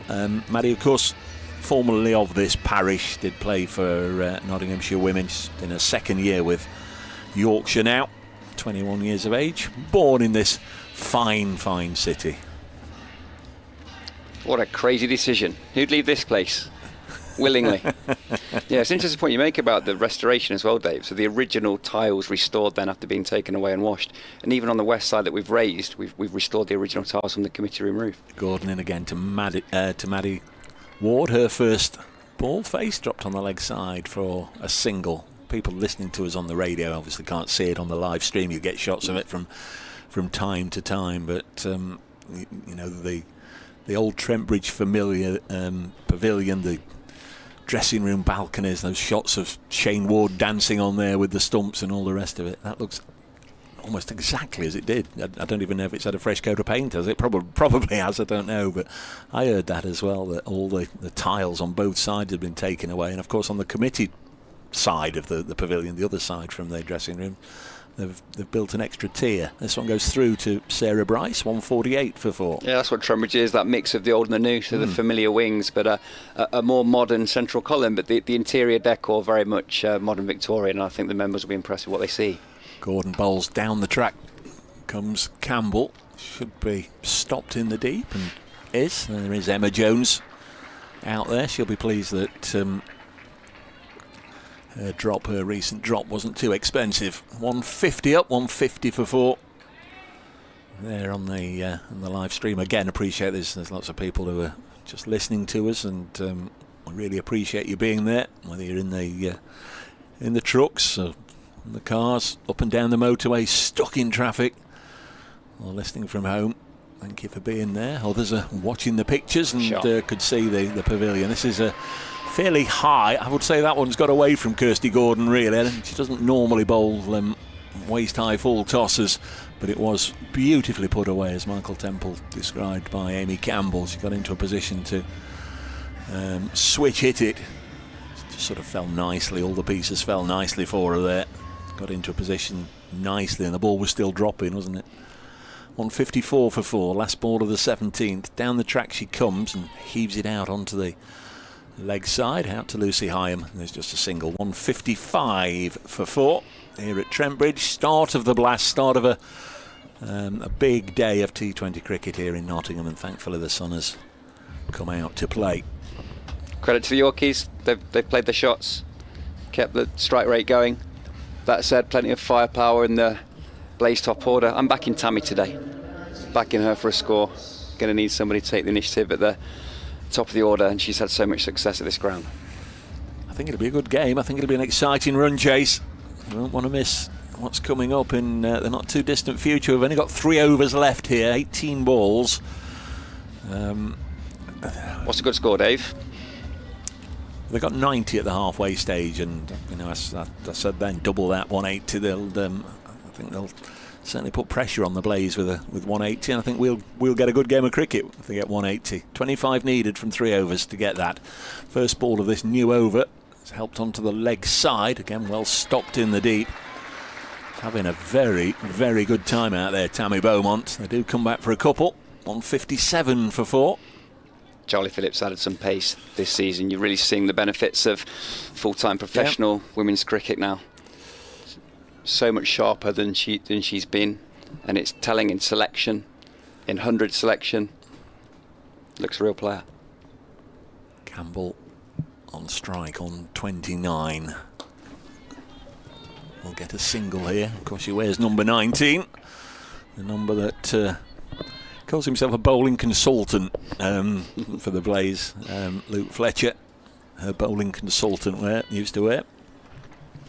I've seen the bowling consultant. He's down on the boundary with the blue Powerade. He's certainly about. 158 for 4. And loving it, loving the challenge of working with these really talented young athletes. They buy into what he tells them, and why wouldn't they? There can't be too many better fellas to have in any professional cricket environment than Luke Fletcher. No. 158 for 4. Nottinghamshire through and through as well. Charlie Phillips in again from this end. That was a quicker delivery, wasn't it? And Maddie Ward actually played it very nicely. Rolled the wrist, gets it away behind square on the leg side. And a couple of runs. And the crowd warming to this as well. They're very much enjoying the stroke play, the fielding. The age-old battle between bat and ball here. 160 for 4, halfway through the 18th. Can Yorkshire get top side of 180? Phillips bowls into the offside, no run there, straight to Emma Jones. Great hands. Big fan of the Blast this year. I think the 4 Friday nights and 2 Sunday fixtures that Trent Bridge will host is advantageous. Those weekend afternoons for the family audience, ever popular, and the advent of 6 double headers has to be a good thing for the women's game. Phillips bowls, just took the pace off that one a little bit, helped into the offside, and They get a single, 161 for 4.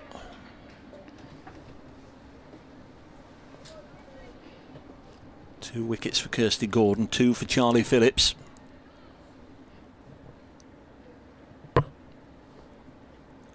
You heading to Wembley this Monday, Dave? Be at Old Trafford, won't I, with the cricket. Clash. A clash. This one's gone straight up in the air, and that should be a wicket, and Phillips has got a third. It's the end of Campbell. She's made a bright and breezy 30 from just 22 there, and obviously the time of the innings where she's got to sort of go for 1 or 2 big shots, and top-edged it straight up into the air, and Ella Claridge takes the catch. Just sort of running round behind the wicket-keeper. Amy Campbell out for 30. She's at the crease for nearly half an hour. 22 balls, 4 fours, 161 for 5. And this is where it could really count for the Blaze. They can just keep chipping away here. Real sharpness in the field the last 10 balls after those mistakes in Charlie Knott's final over, and that's the standard, isn't it? That's going to be the difference now between 170 and 180. How sharp are the Blaze in the field? Can the bowler bowl to the field execute their skills? Beth Langston on her way out to the middle, coming in at number 7 for Yorkshire. If you're out and about, by the way, we're on both Sports Extra and Sports Extra 3 this afternoon. 161 for 5. First ball to the new arrival just drifts down the leg side, and I think that's the 6th wide of the innings today. Fairly simple one for umpire Widdop to call, taken by Sarah Bryce. 162 for 5. Next one's hit back to Catherine Bryce. She's gone for a few today. Unlike Catherine, she's usually fairly miserly with ball in hand. Economy rate of 13 from her first 2 overs. She's in again, and this is just nicely paddled away by Langston. Beaumont will field and come back for a couple. 164 for 5. And there's 10 balls left in the innings. It's going to be about 180, isn't it? Yeah, you'd think so. 10-minute turnaround between innings, of course. This is a reverse, and it's going to go for 4. Very quick, as we've been saying. Well, yes, it has gone for 4. I went perhaps a little early on that one. Charlie Phillips gave it her all, sprinting after it like Usain Bolt. Put the dive in, but the ball just beat her to the rope. 168 for 5. I was going to mention some more works that are incoming, actually, Dave. We're going to replace the replay screens over the next few months. We've got some additional LED ribbon going in on the mid-tiers as well. Bryce bowls slower ball, moves through to her sister, who whips off a bail. Sarah Bryce with the gloves on. Lots of positive change at Trent Bridge at this moment in time. Quite a frenetic pace, but come the end of the season, I think we're going to reflect on with real pride on the changes and the improvements that we're making for members and supporters and players alike.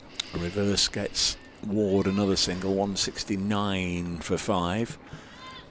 So as it stands, the test match, end of June, will anybody be able to use the pavilion? There's been talk that the players will be able to get changed over there. Will that happen or not? No, not internally, sadly. No. We are going to allow members to sit in the seats in front of the pavilion, and many have made those arrangements already. New arrival Langston gets her first run, hitting it down the ground to long on, only a single, and this is really good from the Blaze. 170 for 5 with 1 over left in the innings. The big challenge, of course, in restoring and redeveloping a heritage building, when you get in there, you find a few surprises that you don't know until you peel back the brick. So it hasn't been an easy project. We've all just kept on keeping on, and so motivated by the outcome, which we're all really excited about. But yeah, a few weeks behind where we'd like to be. We're going to have the members sat in front of the pavilion for the test match, but alas, no internal use for this summer's internationals. Going to be Elwes to bowl the final over of the innings. Can she get it up there in the block hole? Well, she can't. It's a leg side full toss that's just been paddled away around the corner, so advantage Yorkshire at the start of this final over with a boundary. 174 for 5. Langston on to 5. And of course, the irony wasn't lost on anybody last year that Pavilion closed, move all the players to this end, Notts win the county championship. The players have had a great time in there. Yes, And they've been in hospitality suites and extremely well looked after. And credit to the ops teams here at Trent Bridge, who've made them feel really at home. 174 for 5. We're in the final over here. Blaze playing against Yorkshire. Single taken. Out to Catherine Bryce at deep mid-wicket. Yorkshire the only side to beat the Blaze this season. The Blaze 7 wins and 1 loss. That was at Headingley at the start of the 50-over campaign. Stair Callis and Jess Jonathan getting half centuries in that game. Jonathan got 52 today. Callis 47. Next ball is, again, another full toss really. Elwes pitching it right up there, but it's just been paddled round the corner for a single. We've got 2 balls left. 177 for 5. Come on, 3 runs. 3 runs. I like the symmetry. 90 for 2 from the first. I'm happy to stick at 177, Dave. Well, it's been revised down to 176. There's three balls left. Could still get a hat trick. We won't now, as single is hit into the covers. It's just hit it and run at the moment. Yes, I'm not sure what happened there. They put 2 on and then took 1 off. 177 for 5. 2 balls left. Georgia Elwes without a wicket so far. There's 2 balls left to change that. Comes in now. Oh, that's short, and that'll be pulled away by Maddie Ward. Out into the deep to Catherine Bryce. Quickly in off the fence. Keeps them to 1. Throws it back to her sister. 178 for 5 Yorkshire. Let's see if they can run 2 here. Really good run chase coming up with Tammy Beaumont, Marie Kelly, Catherine Bryce, Georgia Elwes, Charlie Knott. Oh, that's a leg side wide, surely. They've run 1, but no, it's a bye. It's called a bye. And that is the end of the Yorkshire innings. They won the toss, opted to bat first. Blaze picked up wickets in the 2nd and the 3rd over, but then a partnership of 76 between Jess Jonathan and Stair Callis really began to shift the momentum towards our visitors here at Trent Bridge. Jonathan out for 52. That's an important wicket for Charlie Phillips, who finished with 3 in the innings. Stair Callis made 47. Amy Campbell a punchy 30. But the Blaze just managed to put the brakes on at crucial times in the final few overs. 179 for 5. Just got a funny feeling both sides, in a way, will be quietly happy with that. The Blaze have a history of successfully chasing down scores between sort of there and 200 on this ground, and Yorkshire will feel, well, we've got runs on the board. It's up to you now to come at us and try and chase this down. It's a good score, won the toss and took advantage. The Blaze bowlers just struggled to regulate their length a bit, Dave, and Yorkshire made them pay at times. A couple of mistakes in the field, but as you rightly say, the top order power that the Blaze possess means this is anyone's game. We've seen it's a good pitch, we've seen the pace of the outfield, and yeah, let's make this home advantage count. Good crowd now, beautiful evening here at Trent Bridge, and I'm personally backing the Blaze. Now you've got to be impartial. It'll be good cricket, whatever it is. Hope you'll come back and join us. The Blaze require 180 to win. Yorkshire making 179 for 5. Jess Jonathan, top scorer for Yorkshire with 52. The players will be back out there in about 7 or 8 minutes' time. When they return, so will the commentary.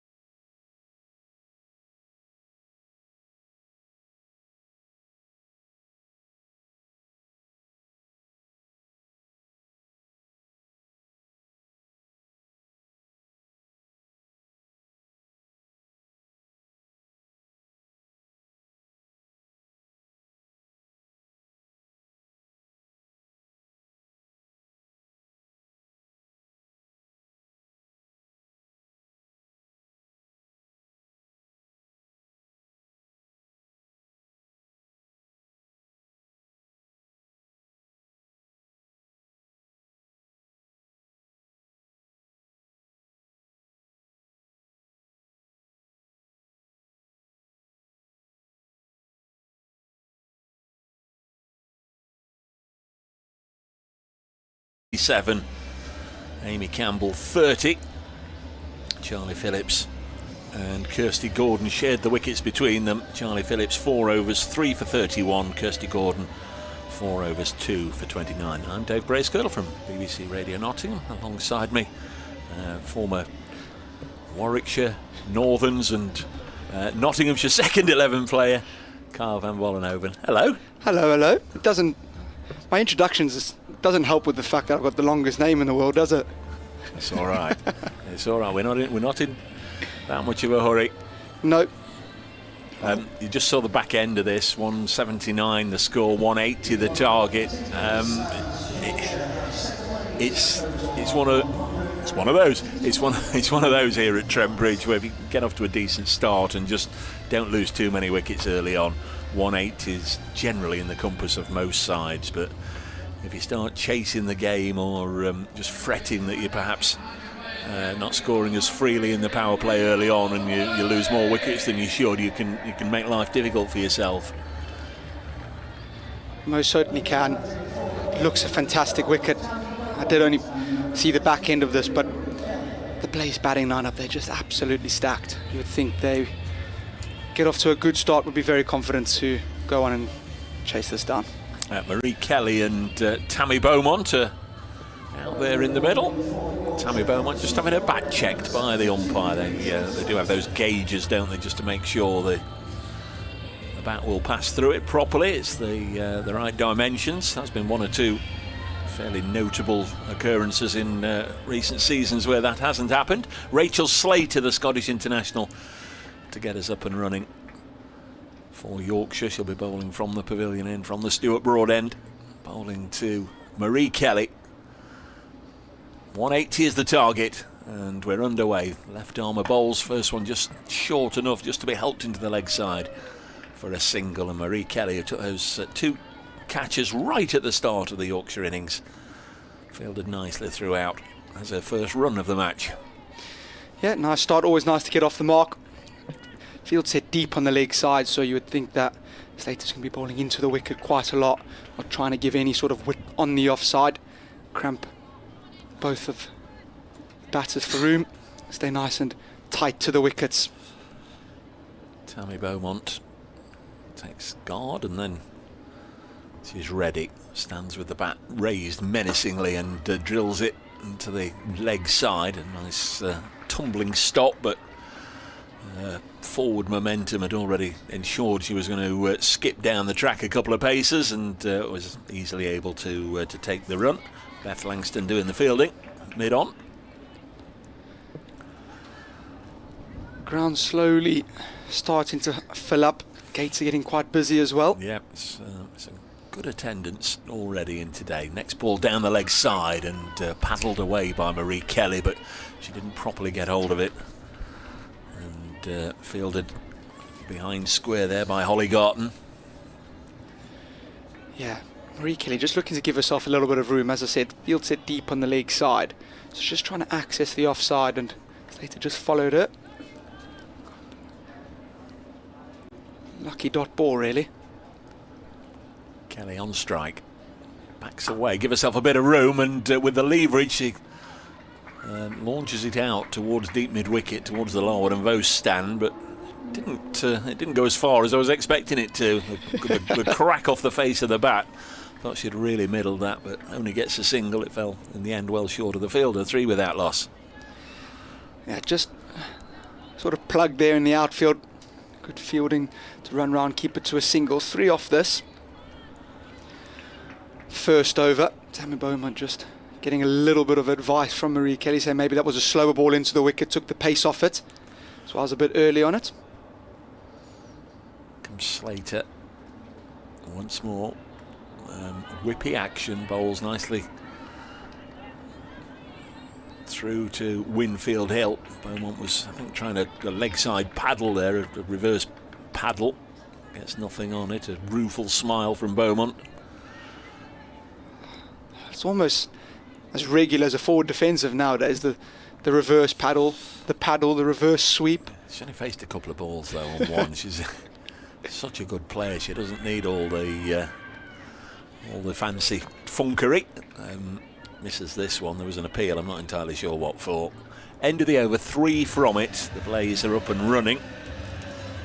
Same stage, Yorkshire had hit a couple of boundaries in the first over of the match, 10 without loss, so the Blaze just a little behind early on, but that's nothing to concern anybody. Steady start from the Blaze. Going to be Jess Jonathan. It's all the second over, so they're going straight with the big guns. The Australian international. In terms of this season's blast, Jess Jonathan, one of the absolute superstars playing in this year's competition. And already she's delivered with the bat, making 52 earlier. And getting her involved right from the start. Left arm spinner, of course. And she comes from a couple of paces to the pads of Marie Kelly. Bit of shrieking out there. I don't think the bowler or the keeper were interested.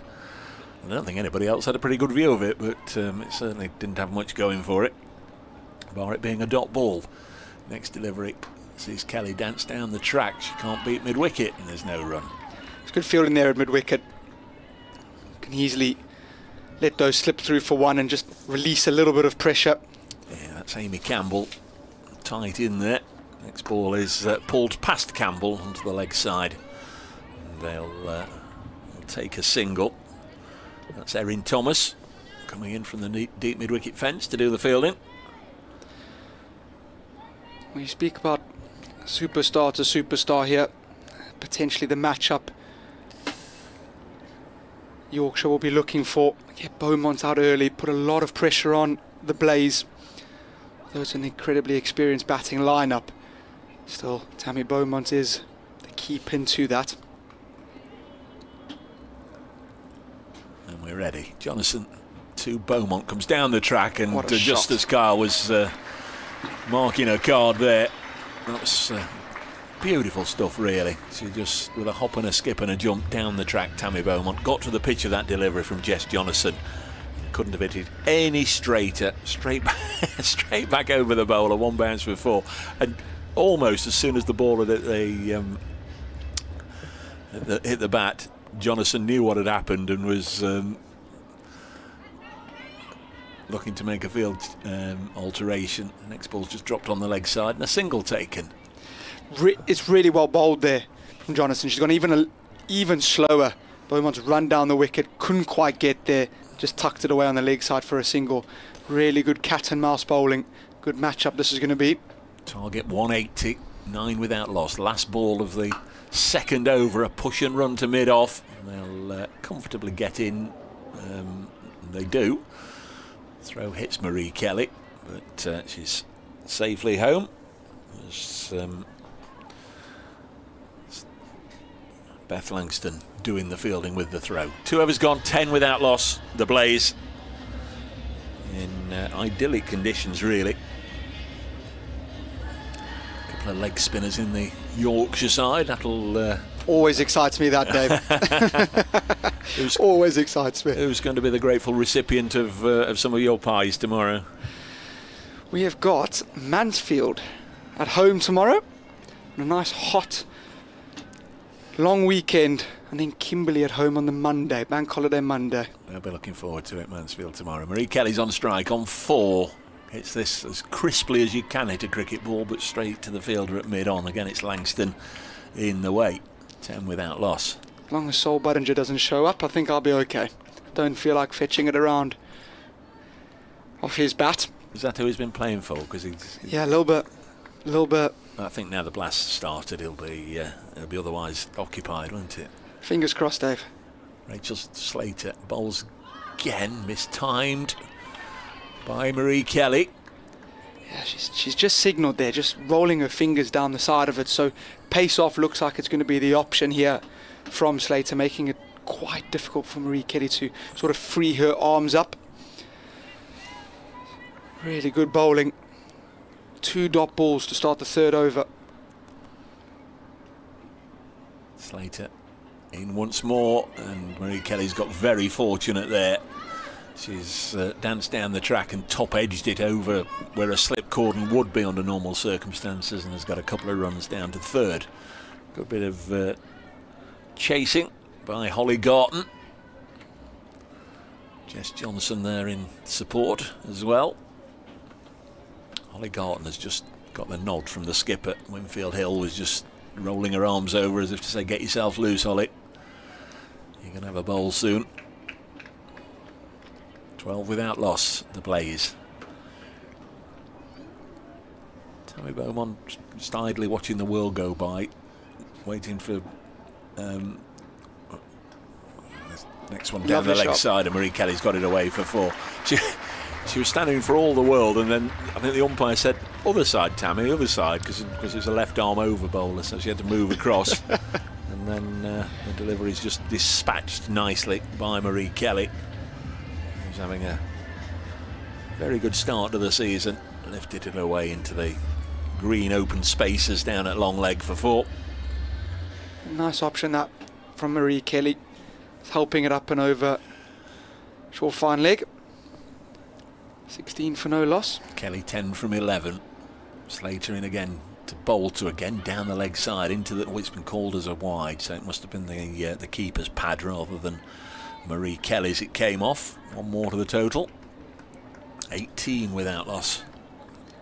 Or 2 more to the total, I beg your pardon. They ran the run and obviously the wide as well. In the Yorkshire innings, there were a total of 5 wides. Crucially, no balls. Slater, up skip and a jump, comes in, bowls again down the leg side, and again Tammy Beaumont mistimes it but gets a single, just scooping it almost over the keeper. Yeah, I've seen a couple top edges this over now. Both of the same type of shot, looking to sweep it away to the leg side. First Marie Kelly, first ball of the over. Now Tammy Beaumont might just think that playing with a straighter bat get a better reward. Last ball of Slater's second over. Kelly was in position there to go for the scoop, and Slater saw her, bowled it wide outside the off, and it's run away down here for 4 byes. Just wondered if wides might have come into the equation because it's a very wide delivery, but Kelly had moved a long way across. So 4 byes to end the over. 23 without loss after 3. Same stage. Yorkshire had lost a couple of wickets. They were 27 for 2 after 3. I think the Blaze would consider they're sort of marginally ahead at the moment because they've still got all 10 wickets. Poor old Winfield Hill there, it's really unlucky there. Marie Kelly's looked to go and lap him, got in front of her. She had absolutely no sight of the ball, and Marie Kelly missed it. Had no chance of stopping that, and it's trickled away for 4 byes. In the end, a good over for the Blaze. Run rate still up, needing around about 9.2. Still 157 runs off 17 overs left. Blast off day, the start of the Vitality Blast this season in both the men's and the women's competition. The men later up and down the country, the women with centre stage this afternoon, and we've got a cracker for you here at Trent Bridge. And here is the young teenage leg spinner Holly Garton into the attack from our end of the ground, the Radcliffe Road end. Tosses this one up down the leg side. The keeper's taken it. It was I don't know, what, it must have brushed aside, I think. Would clearly have been a leg side wide, wouldn't it? Tammy Beaumont trying to heave it away, maybe just brushed her hip, I think. So maybe a few nerves behind that first ball from Garton. Second time she lands it perfectly, and Beaumont eases it into the offside, and there's no run. It was a lovely flight with that one. Yeah, that's really, really nice. Always tough when there's a bit of nerves about, especially as a wrist spinner, to come in and land the first ball. Never sort of wanted to get stuck in your hand and drag it down. So nice start, change in field now. So another one brought across from mid-wicket into the offside at backward point.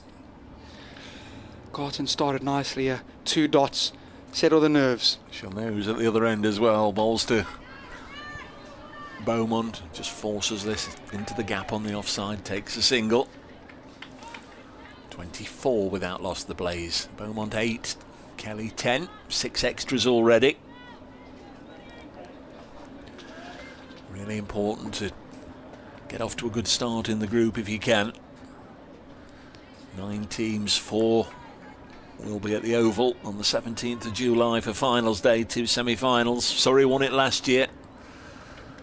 The Blaze beaten by Warwickshire in the other match that day in the Eliminator. There were only 3 teams in finals day last year. This one's dropped on the leg side. They're both at the same end, and a better throw there might have got Marie Kelly in trouble. She threw the kitchen sink at that one, Marie Kelly. Didn't really know where it had gone. It had gone behind square on the leg side. Beaumont raced down, and well, she'd probably run 20 of the 22 yards before Marie Kelly set off, and Kelly had to hope it wouldn't be an accurate throw to the other end. But in the end, she was comfortably home. It wasn't the strongest of throws. Garton to Beaumont. And she's chopped on, and Holly Garton has got Tammy Beaumont in the 4th over here. Beaumont just looking to back away and try and cut it away, either down to 3rd or backward a square, and has chopped it on, and Beaumont has gone for 8, and the Blaze are 25 for 1. What a great wicket for the youngster. She would have grown up watching Tammy Beaumont on TV. To be the one to get her out, what a feeling that must be. Really well bowled, a little bit flatter, a little bit faster, and just rushed Tammy Beaumont, skidded through, and that is a really big wicket for Yorkshire. Would have been the one that they really wanted. Put the Blaze under immense pressure. It's a big score now. Tammy Beaumont's got to go. The Blaze are 25 for 1. Wicket coming in the 4th over. 1 ball left in the 4th. Catherine Bryce on her way out to the middle to join Marie Kelly. Bryce will be away to play in the World Cup for Scotland, along with her sister Sarah and Kirsty Gordon in the weeks to come. She'd like to leave behind a Blaze side that have got off to a decent start here, and she can help by anchoring this run chase. Right-hander, of course, Catherine Bryce. Marie Kelly's up and running. She's on 11 from 13. Here's Garton to end her first over, and Catherine Bryce pushes it to mid-on, fielded by Langston, and that's the end of the over. 25 for 1 after 4. The same stage, Yorkshire were 31 for 2. Yeah, Yorkshire really are off to a great start. Just over 6 as the Blazers are going at, so really not keeping up with the run rate and losing a massive wicket of Tammy Beaumont under immense pressure. 4 matches taking place this afternoon in the elite group, if you like, tier 1 sides. Warwickshire made 164 for 8. Chelmsford, Essex 103 for 1 in the 9th, so going along very well there. Surrey 75 for 1 at the Oval in the 7th. Lancashire made 185 for 7.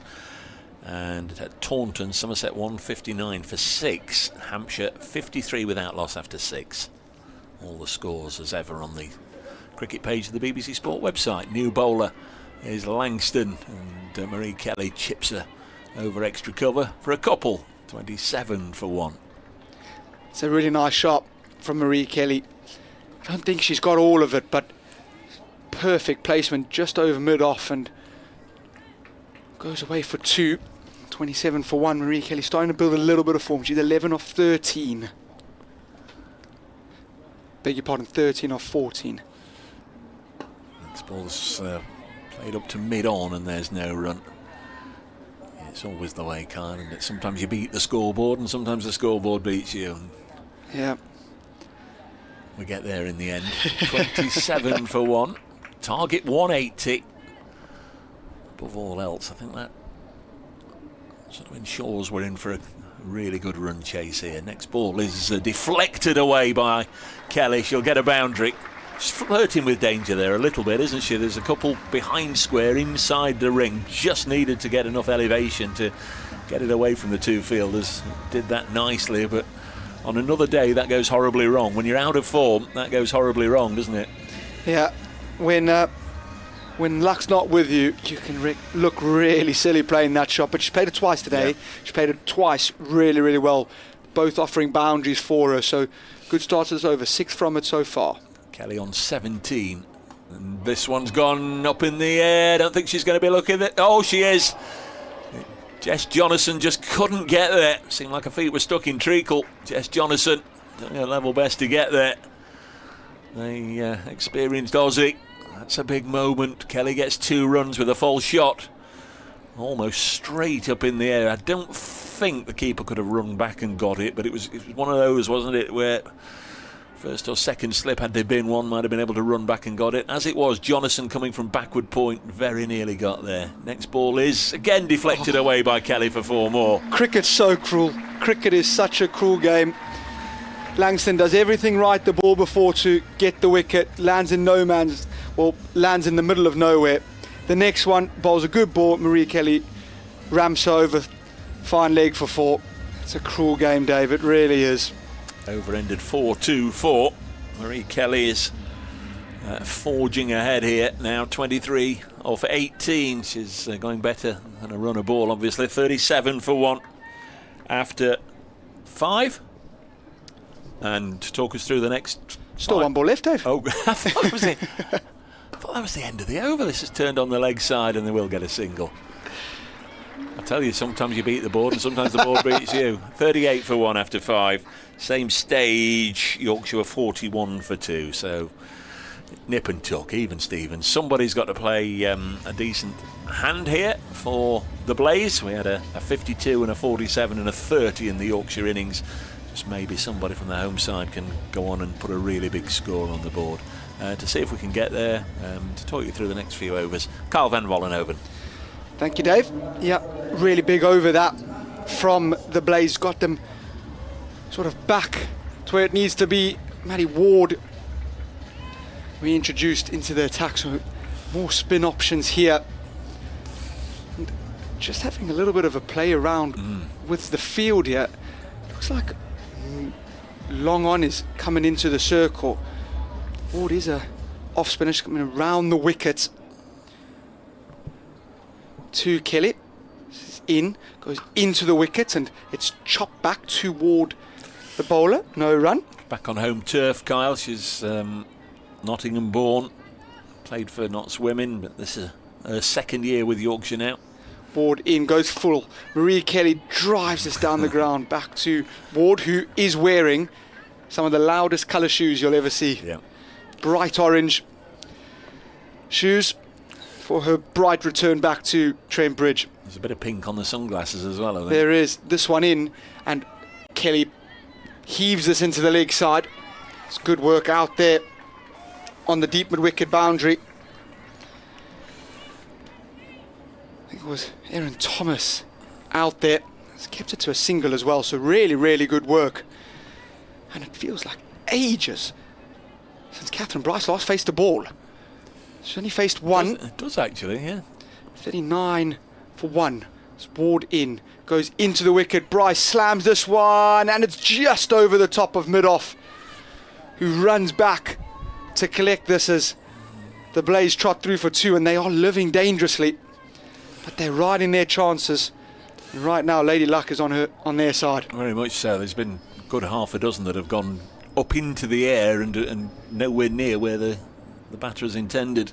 Ward in, full toss, heaved away. It's going to be straight to Thomas, who's overrun it. And it's landed over her, and it's gone for 4. Yeah. Goodness me. Knee-high, full toss. Straight to deep mid-wicket. Deep mid-wicket in Aaron Thomas is running, thinking it's not going to carry, and it's just gone over her head, 1 bounce 4. Yeah, she couldn't even get a hand on it. She completely misjudged that, whether she was looking out to the Larwood and Vaux stand. Ward in, this one very flat, this one pulled just past mid-on. Mid-on running back to do the chasing. There's Callis out there. They get back for 2. That should be end of the over, and is end of the over. Yeah. So the end of 6, it is 47 for 1. That again, another big over. This partnership now 22 off 13 balls. So not been together very long, but really, really kick-starting this innings. I was looking at Stair Callis's boots as well. Yeah, some They're loud. fluorescent lime. Winford Hill, the captain's got the memo. She's got dark blue boots on. Matches the dark blue kit of Yorkshire. End of the power play. The fielders can be released into the wild. Liv Thomas going to come into the attack. Another leg spinner, 22 years of age. Mancunian, of course. Liv Thomas. Seeing loads and loads of leggies now in white ball cricket, both in the men and women's game. Nice to see talented leg spinners about. Yeah, it is. They're tough to come about. Some people burgle a couple of list A and first class games bowling pies. I was one of them, unfortunately. Thomas, top of her mark, gathers. She's in. Marie Kelly on the reverse sweep. I think it's brushed a pad, goes to fine leg. And no, because Marie has changed her sort of hands, it's not a wide line goes for the leg side and the offside the same. I don't know why she'd try and play a reverse when it was that far down. Not sure. This next one is cut just past backward point. It's racing away across the Trent Bridge outfield, and it's really good work out there on the boundary. Who is that out there? That's Erin Thomas. Is that Erin Thomas out there as well? So just she's redeeming herself a little bit. Really good work. She's covered the good part of 35 to 40 yards to her left and dived and pulled it in. Trent Bridge faithful just giving a warm round of applause. See, in club cricket, she couldn't get fined for a drop from the previous one, could she? No. She didn't drop it. Next one in, and this is beautifully played by Marie Kelly. Gorgeous run down the wicket. Played this uppishly through mid wickets, and it beats deep mid wicket trying to run around to her left. It goes for 455 for one. What's the going rate? Do you have fines? Yeah, definitely. What's your going rate at? Well, what we do is we make them down a beer that's been in the sun all day. That's the Woollerton fine. So be careful if you drop them. So maybe Good grief. a little bit better than paying money, I think. Well, who buys the beer? They do. They have to buy it. Thomas in goes very, very loopy, and this is pushed to mid. What's a cover? No run. Yeah. So they got to buy the beer as well, and they got to see it off. There's been a few drop catches at Woollerton this year as well, Dave, so we won't talk about that. None of my bowling, thank goodness. Thomas in. Kelly swings away, and it's stumped and gone. That's a lovely piece of bowling and a lovely piece of work behind the stumps by the captain, Winfield Hill. Really, really good. Kelly's got to go. The Blaze lose their second, and it's 55 for 2. Kelly's gone for 29. I just think they've both looked a little frenetic in this over, and they've got into a good position, really, haven't they? The Blaze. Yeah. You just needed. Just continue, just keep ticking it over. Exactly, through the middle overs. Put the bad overs. one away. Calculated risks. That over had already gone for 8. Bit of a heave across the leg side. The amount of reverses we've seen. I mean, right at the start of the over, the very first ball, it seemed to be going a long way down the right-hander's leg side to Marie Kelly, and she quickly turned round to try and play it the other way. To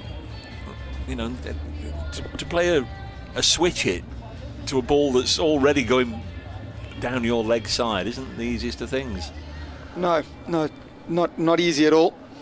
It does bring Georgia Elwes to the crease, and straight away 2 extra covers and a deep backward point being put out. So I think by the suggestion we'll be seeing a lot more reverse sweeps. Well, the Yorkshire ladies certainly think so. Elwes in, and this is cut away 2 deep backward point.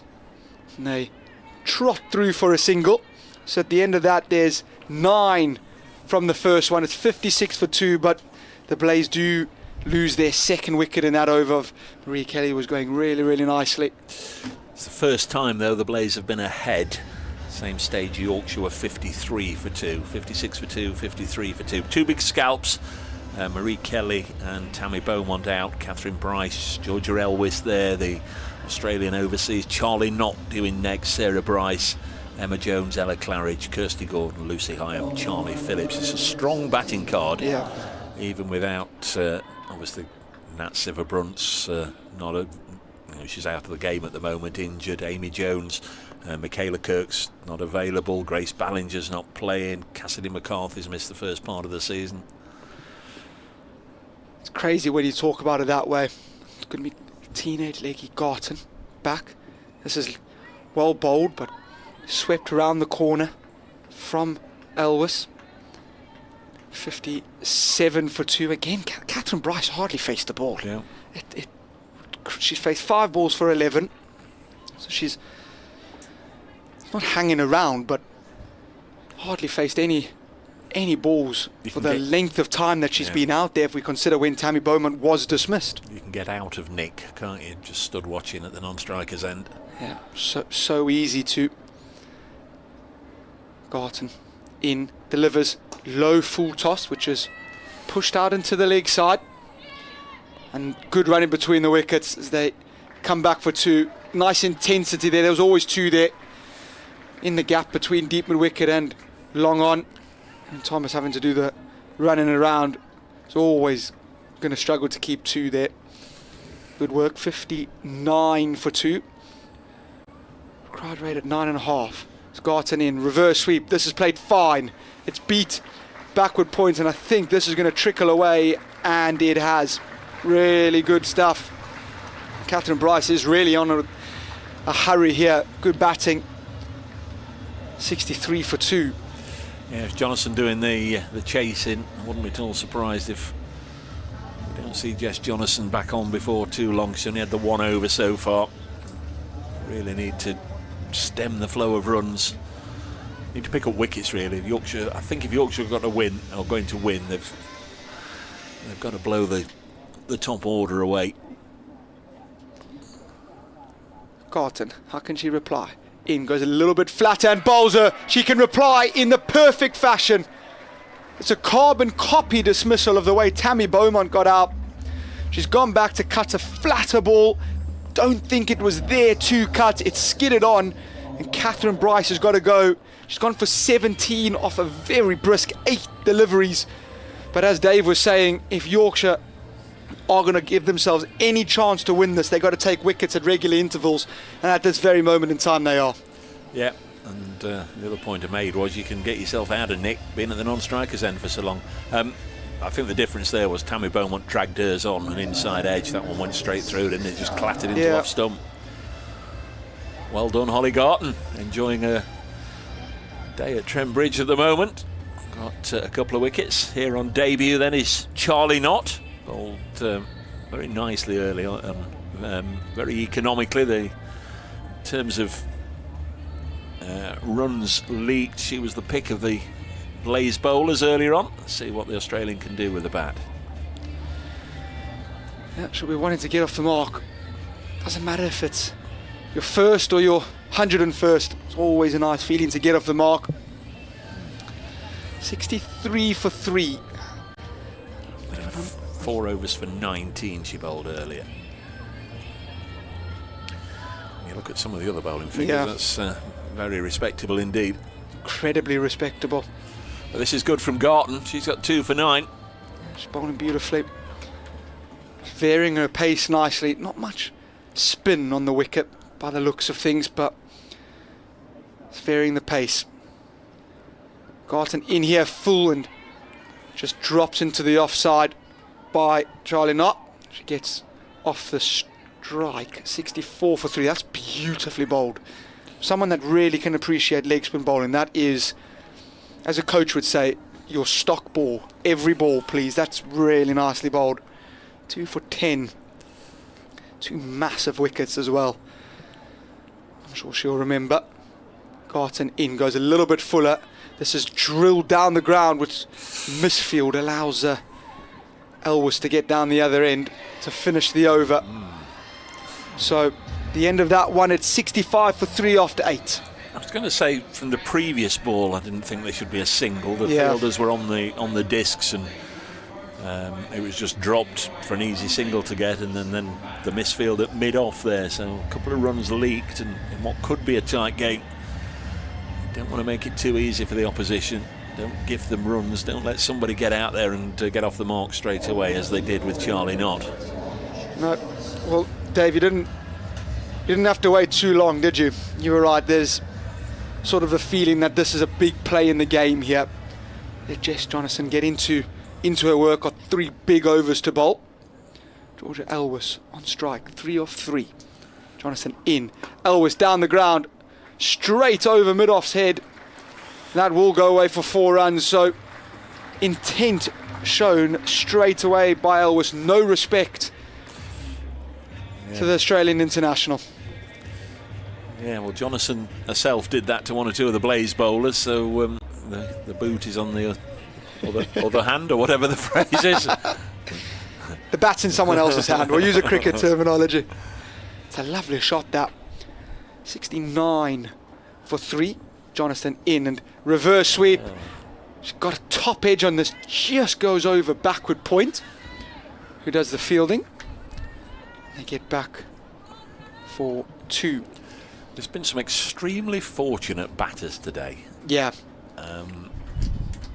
They've gone to play aggressive shots. They've been beaten either by the pace of the ball, or lack of pace more often than not, or the spin on it, and the ball's just taken an edge and ballooned up in the air and landed safely, and that was another example. Jonathan in. Elwes down the ground and drills this to long on for a single. Hit really firm and crisply. Yeah, some might say, Dave, fortune favours the brave, though, wouldn't they?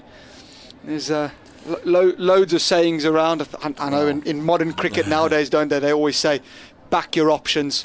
If it's your option and you feel that that's going to score you the most amount of runs, then play it. Yes, but the other one is, if you keep playing false shots, sooner or later you're going to get out. Couldn't agree with you more. Australian to Australian. Charlie Knox again on the reverse sweep, but again we've seen it more often than a block shot now. Down to 3rd for a single. 73 for 3. Knox 2 off 2. Elwes 10 off 6 deliveries. Again, just ticking it over now, really. Got the boundary first ball and ticking it over. Jonathan, top of her mark. In she comes, gathers. Pushed 2 extra cover where they scamper through for a quick single. Elwes was ready to come back, but I don't think Knox was quite ready after running a quick single. 74 for 3. A lot of people will look at, we're not going to get any rain, but Duckworth Lewis says that at this stage they need to be at 76 runs. The Blaze are 74, so well up with the rate where they need to be. Jonathan in short, and this is cut and a misfield. And that will add insult to injury, because the last ball of the over will go for 4. Liv Thomas, she is not having a good day in the field. So 78 for 3. The Blaze require a further 102 runs off 11 overs. You're just watching the highlights here again, and Thomas has just tried to get down for the long barrier, but before she could, it's escaped underneath her left leg. It's gone away for 4. It's a cruel game. 78 for 3. Yeah, same stage. Yorkshire 86 for 2, so the Blaze needed that boundary. They're just starting to lag behind a little bit. They're 8 runs behind. There's Maddie Ward back into the attack. First over went for 9. Interestingly, she's over the wicket now. Bowled around the wicket earlier. She goes nice and full. This is pushed down the ground to Callis, who's in bright yellow footwear, does the fielding, and she's wearing bright orange sunglasses. So loads of colour floating about, with Ward in her bright orange footwear as well. Ward in, gathers, goes short, and this is pulled away. A little bit of a hit-me ball, and it's been given the treatment there by Charlie Knott. Lovely batting, really, really nice. So this over's gone 1 forward, 83 for 3. And all of a sudden, the Blaze, without really trying, without really having to try, are picking up a boundary and over quite comfortably. Not on strike, Ward in. And this is just pushed down the ground. They run the first one hard, and this is absolutely phenomenal running between the wickets there by Georgia Elwes. She's touched, looked up, thought, I'm going to come back for two, I'll get back comfortably. Charlie, can you? Yes, yes I can. Easy as that. All of a sudden, 7 from these first 3 balls, and Ward is under serious pressure here. Yorkshire being put under pressure just by good, intense batting, which is all you want to see. 85 for 3, run rate up nearly at 9s.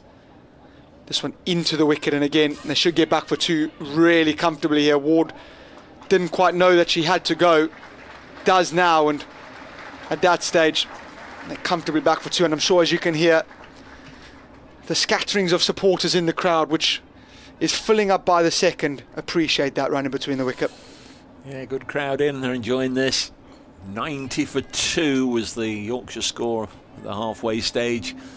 The Blaze there or thereabouts, 87 for 3 with 2 balls left in the 10th over. Ward in goes full this time and drilled down the ground there. Slightly firmer hit than the last delivery, so they only troughed through for a single. 88 for 3, 1 ball remaining in the first 10 overs. It's been slightly expensive, 0 for 19 in her 1.5 overs. She's in here, and this is just pushed into the leg side again. They're going to run the first one hard. They should get back for 2 and do very comfortably. It's a really big leg side boundary out there, but really good batting, and it is 90 for 3 at the halfway stage. At the same stage, Yorkshire were 90 for 2, so absolutely neck and neck here. So as we thought, this score round about par and guaranteed, I'm sure, to give us a nail-biting finish. This could go right the way until the very end. Kelly Beaumont and Catherine Bryce already out. Somebody's got to get the runs for the Blaze. They need another 90. Going to be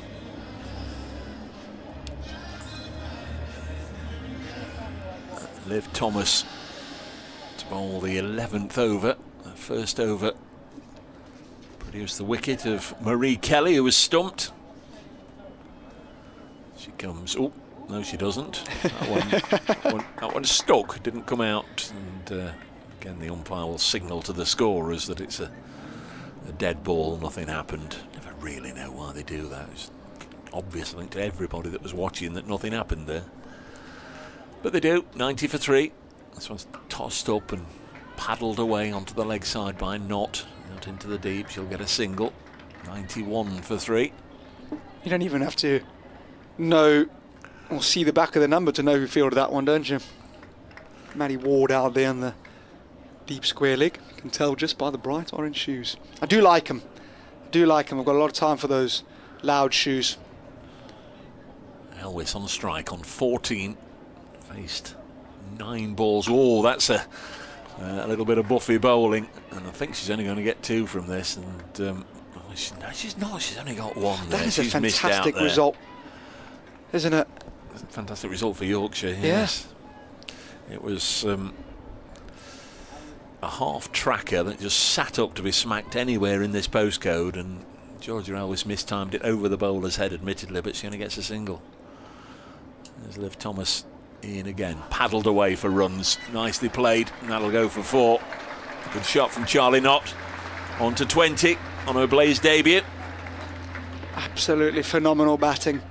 Again, just picking the option, executing the option really, really well. She's 20 off 9 as well, so striking over 200, and she hasn't played a shot in anger. Absolutely phenomenal batting. Really, really clever cricket. 96 for 3, 6 off this over already, and Winfred Hill, the captain, just going away down to Thomas just to say, look, what are the plans here? Where are we trying to bowl it to try to limit the damage? 6 from 3 balls in this over. Here's the 4th delivery. Again, it's short, and again, it's paddled away. There'll be a couple this time. Didn't get it out of the middle of the bat, but 2 more to Charlie Knott. Sarah Bryce will probably come in next, then Emma Jones, Ella Claridge, Kirsty Gordon, Lucy Hyam and Charlie Phillips. The last 3 or 4 or 5 of those names will, I'm sure, be hoping they don't have to go out to the middle. With the nerves are jangling later on. 98 for 3 in the 11th. Target 190. 52 from Jess Jonathan earlier, the top score. Here's a full toss, slapped down the ground by Not for 4. The umpires might just have a little bit of a discussion here about whether that was too high. I think she's going to get away with it just purely by the fact that Not was so far down. She saw it come out of her hand and was skipping down the track. Probably the point of contact was about a third of the way down. Really good batting, using her feet. She swept earlier on in the innings. Early on in the over, I beg your pardon, she's run down this ball. 78 of 55. So the Blaze clawing it back really quickly. That run rate is coming down at a rate of knots. 12 from 5 in this over. 102 for 3. Not onto a shirt number, 26.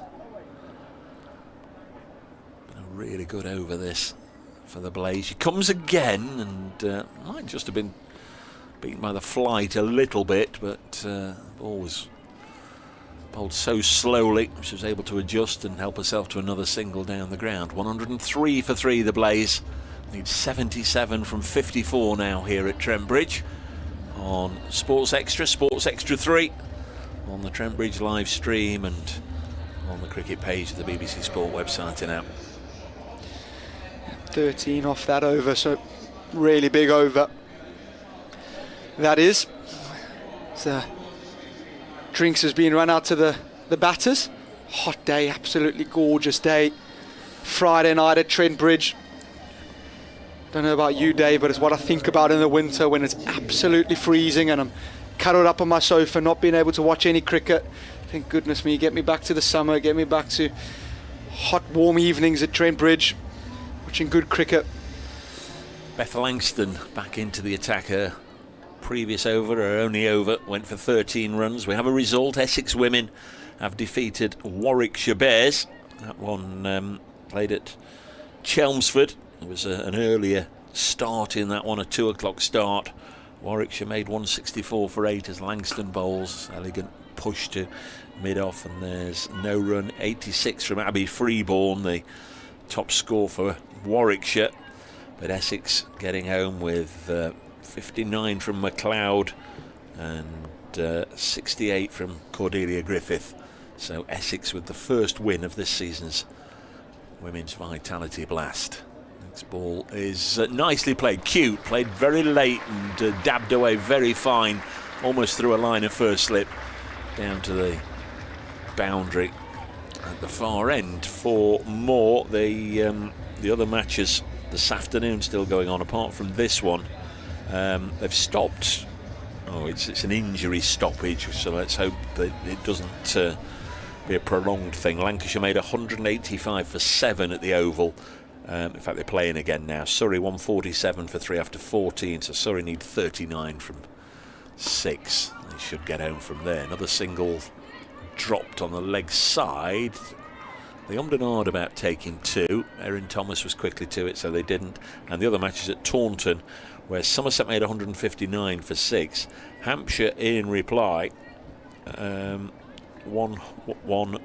for 1, 112 for 1. Need 48 from 6, with Ella McCann 69 not out. 108 for 3 here. Next deliveries again turned into a low full toss, clipped away to leg for a single.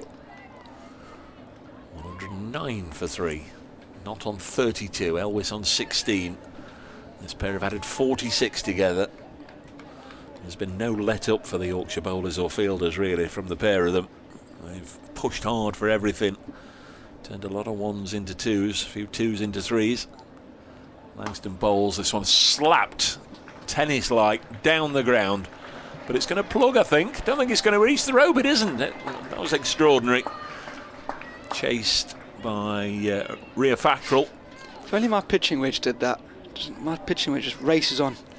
Oh, you're into all that now, are you? I am. When you're not good at cricket, you've got to try to get good at something else, don't you, Dave? That'll totally kill your cricket game off, that will. Not on 34. And comes Langston, bowls again. She's worked to leg, and the fielder was a little slow setting off there. Don't think Erin Thomas saw it initially. She had one or two difficulties in that department earlier.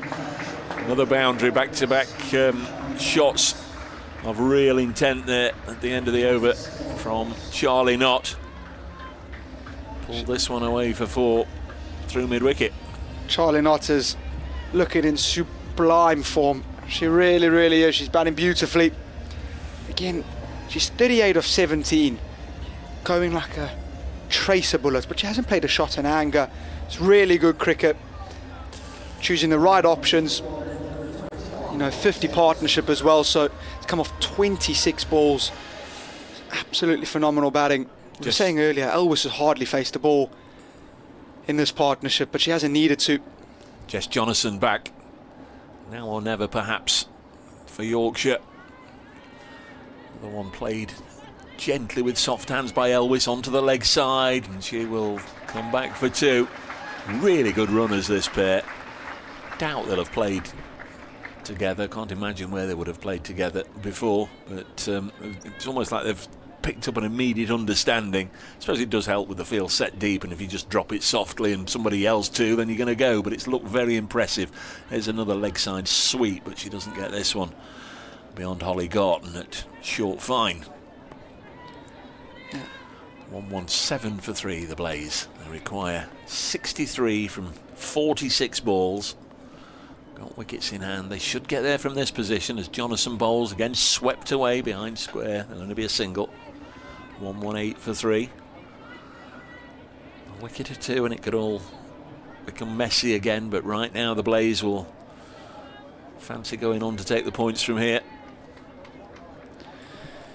And they really are in top position here to go and their first win. Jonathan bowls, cut to backward point, and now then a throw to the far end. If it's accurate, there's trouble, and that could be certainly asking the opinion of the umpire, who got himself nicely positioned, but managed to cross over, and Charlie Knott reached the other end. Again, it's one of those where you have to have a little look at the monitor, because with a naked eye, close. Yeah, wouldn't have been at all surprised from this distance, from what we could see from here, with the throw to the far end. Nothing had the umpire's finger gone up, but it didn't. It was well positioned to adjudicate. 119 for 3. Blaze needs 61 more. Elvis on strike and misses this one outside the off stump. She was trying to get cute again with a little reverse, and it goes through to Winfield Hill.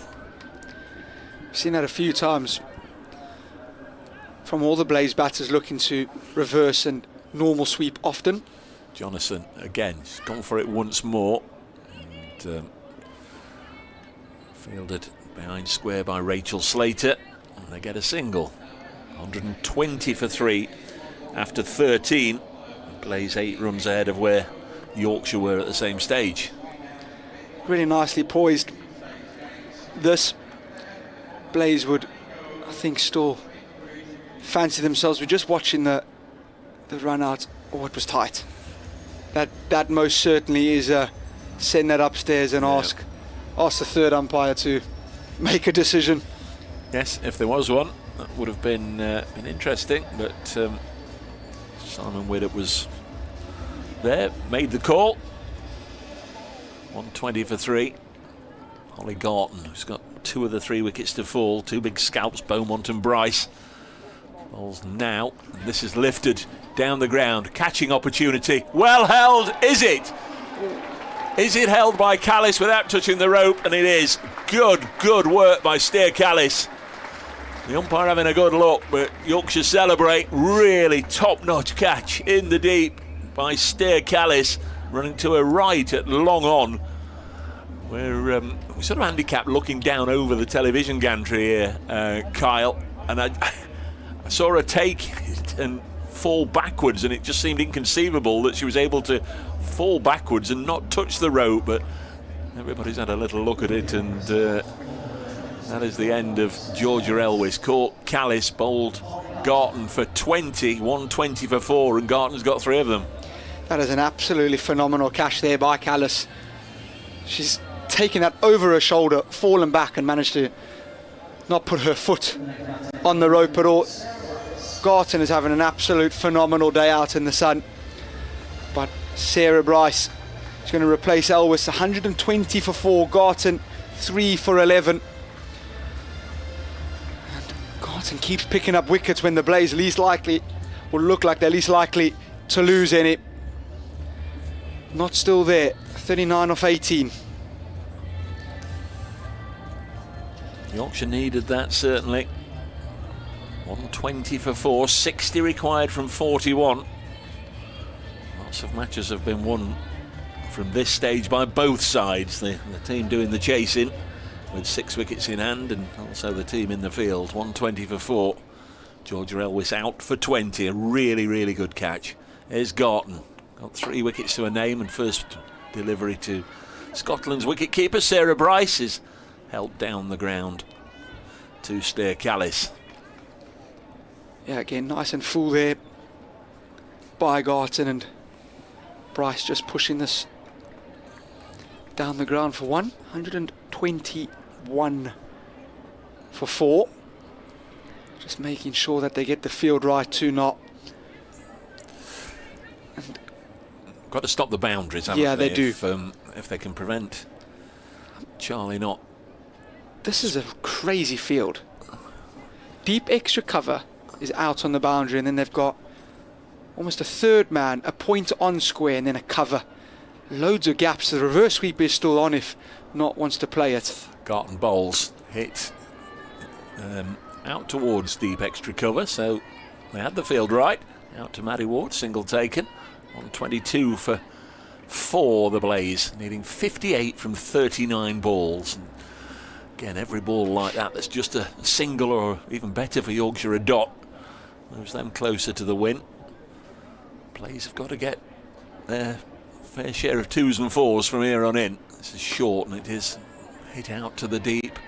Again to Callis. Oh, and a misfield by Callis.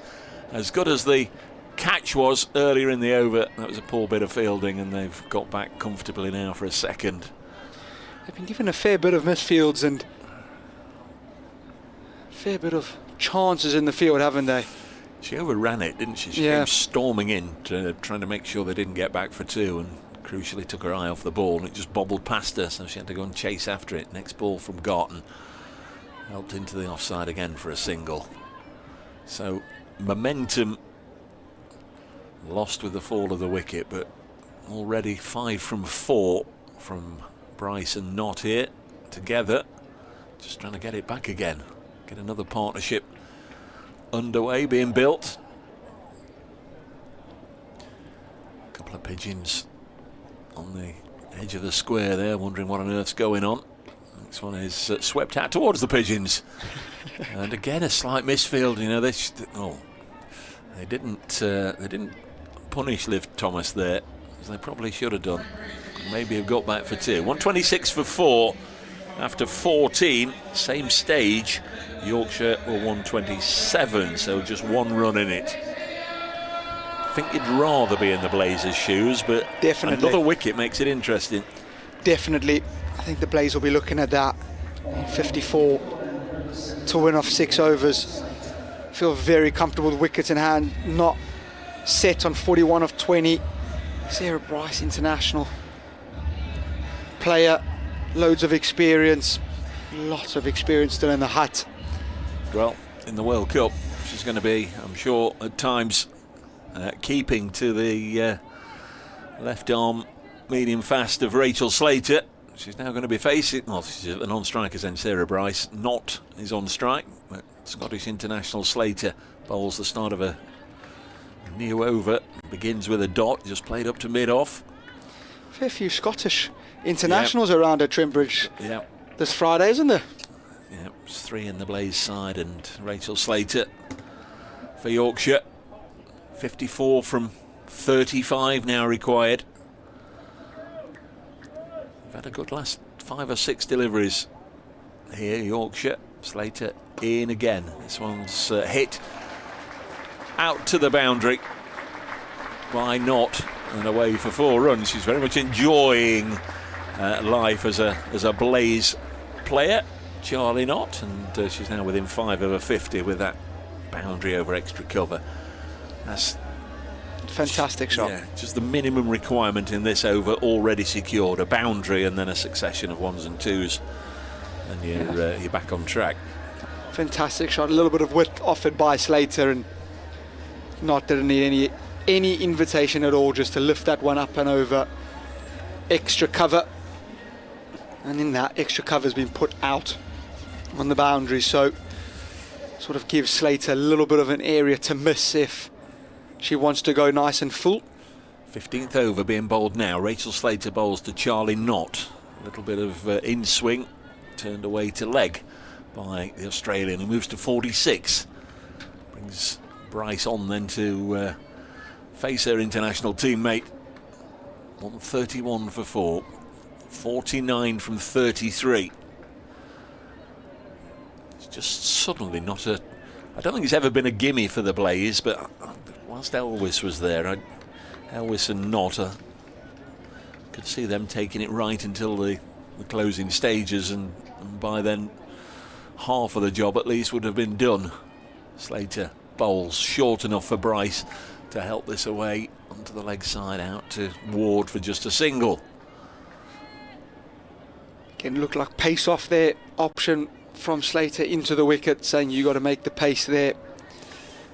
This is where you've got to sort of weigh up what you can see with your own eyes and what you can see on the board. The board says the par score, it's not going to rain. The Duckworth Lewis par score is 122 and they've got 132, but what you can see over the course of the last 10 minutes is a loss of momentum for the Blaze, and the required run rate just going up a little bit. It's 9 and over now, 48 from 32, and there's another dot ball. It was short and wide, so Charlie Knott obviously thinking, you know, there's an invitation for runs, and eagerly threw the bat at it without making contact, and another one lops off the remaining balls. 48 from 31.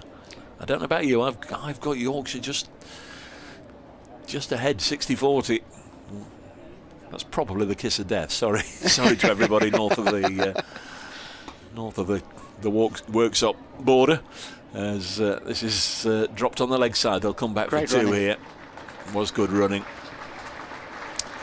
It's really good running. You can hear by the Trent Bridge faithful as well, just understanding the play.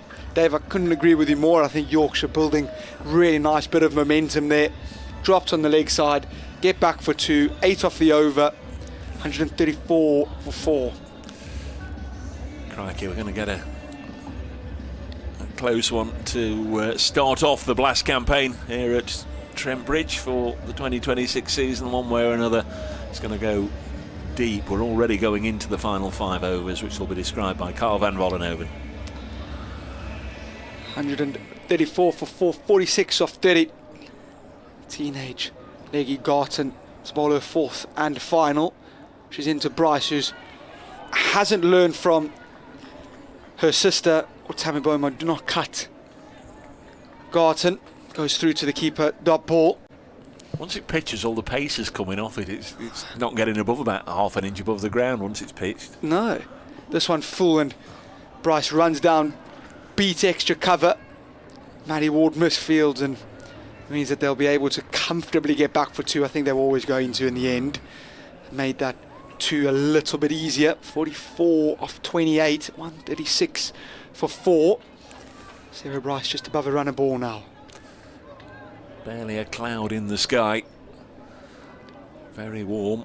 In fact, red hot out in the middle, where both sides will be very nervous about how this is going to pan out.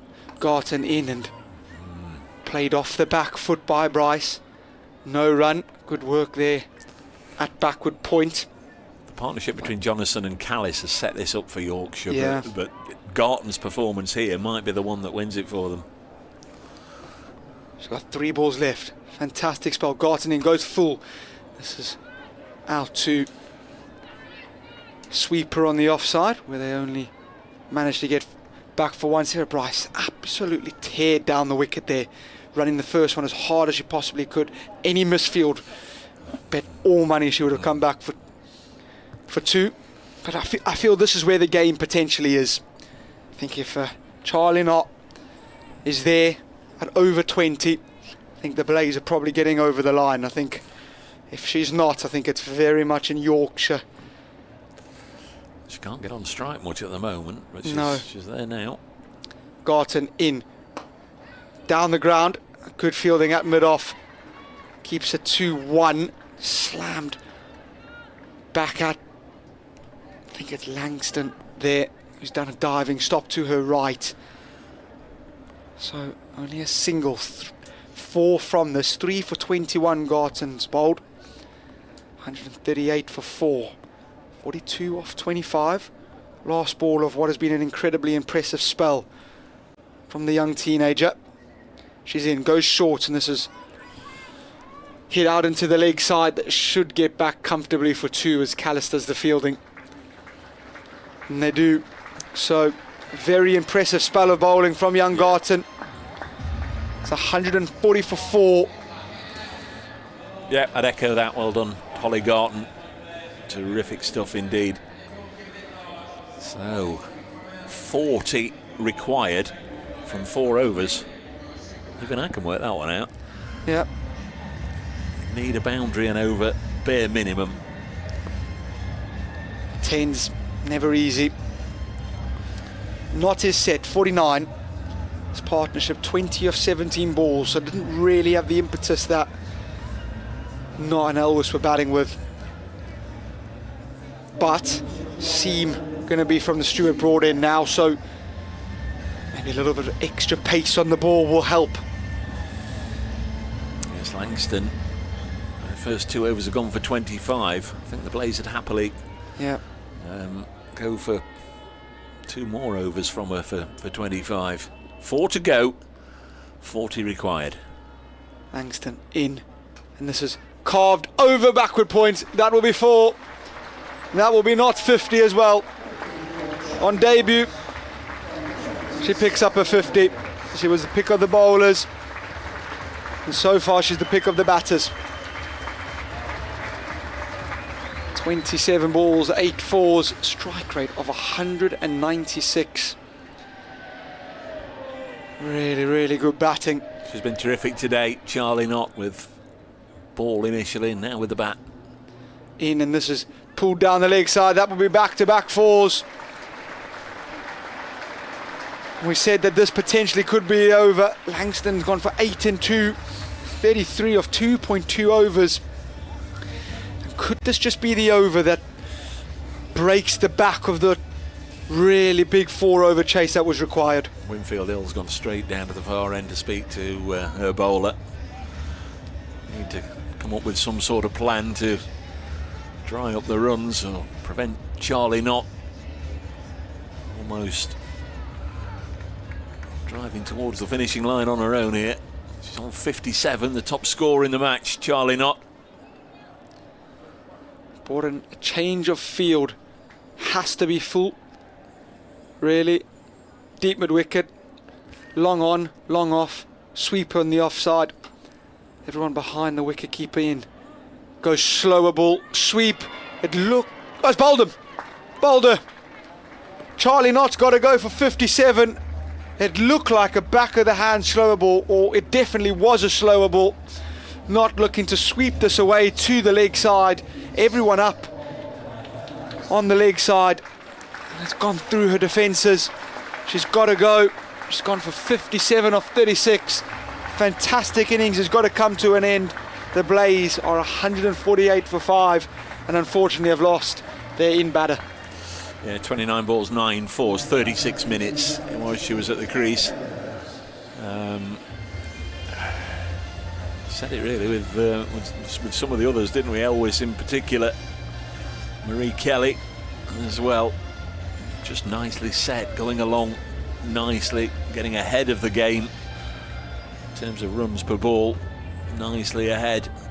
There's no doubt that at that stage Yorkshire were more afraid of Charlie Knott than Charlie Knott was of Yorkshire, and She's gone for an extravagant leg side slog sweep and missed it and been bowled. And again, been some twists and turns already in this one, and there's another one. 32 now required from 21, and they've got to start again with Emma Jones out there joining Sarah Bryce. Yep, two fairly new batters at the crease. Sarah Bryce only faced 9 balls and Emma Jones hasn't faced a ball, so here she is. Langston in, and this is pulled away and it's beat square leg, and that will be 4. She doesn't need to face many balls. I will pick up where Charlie Knott left off. It's the third 4 of the over. 12 coming from this. It's 152 for 5. The Blaze only need 28 now.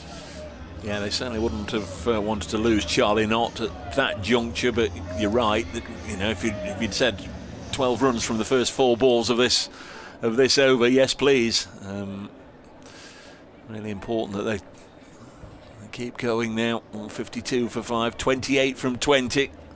It's getting closer, isn't it? Once it's sort of level, runs per ball. Langston in, that is an outrageous cricket shot. A switch hit over backward point for 4. Emma Jones has said, I've sat there, watched you girls bat.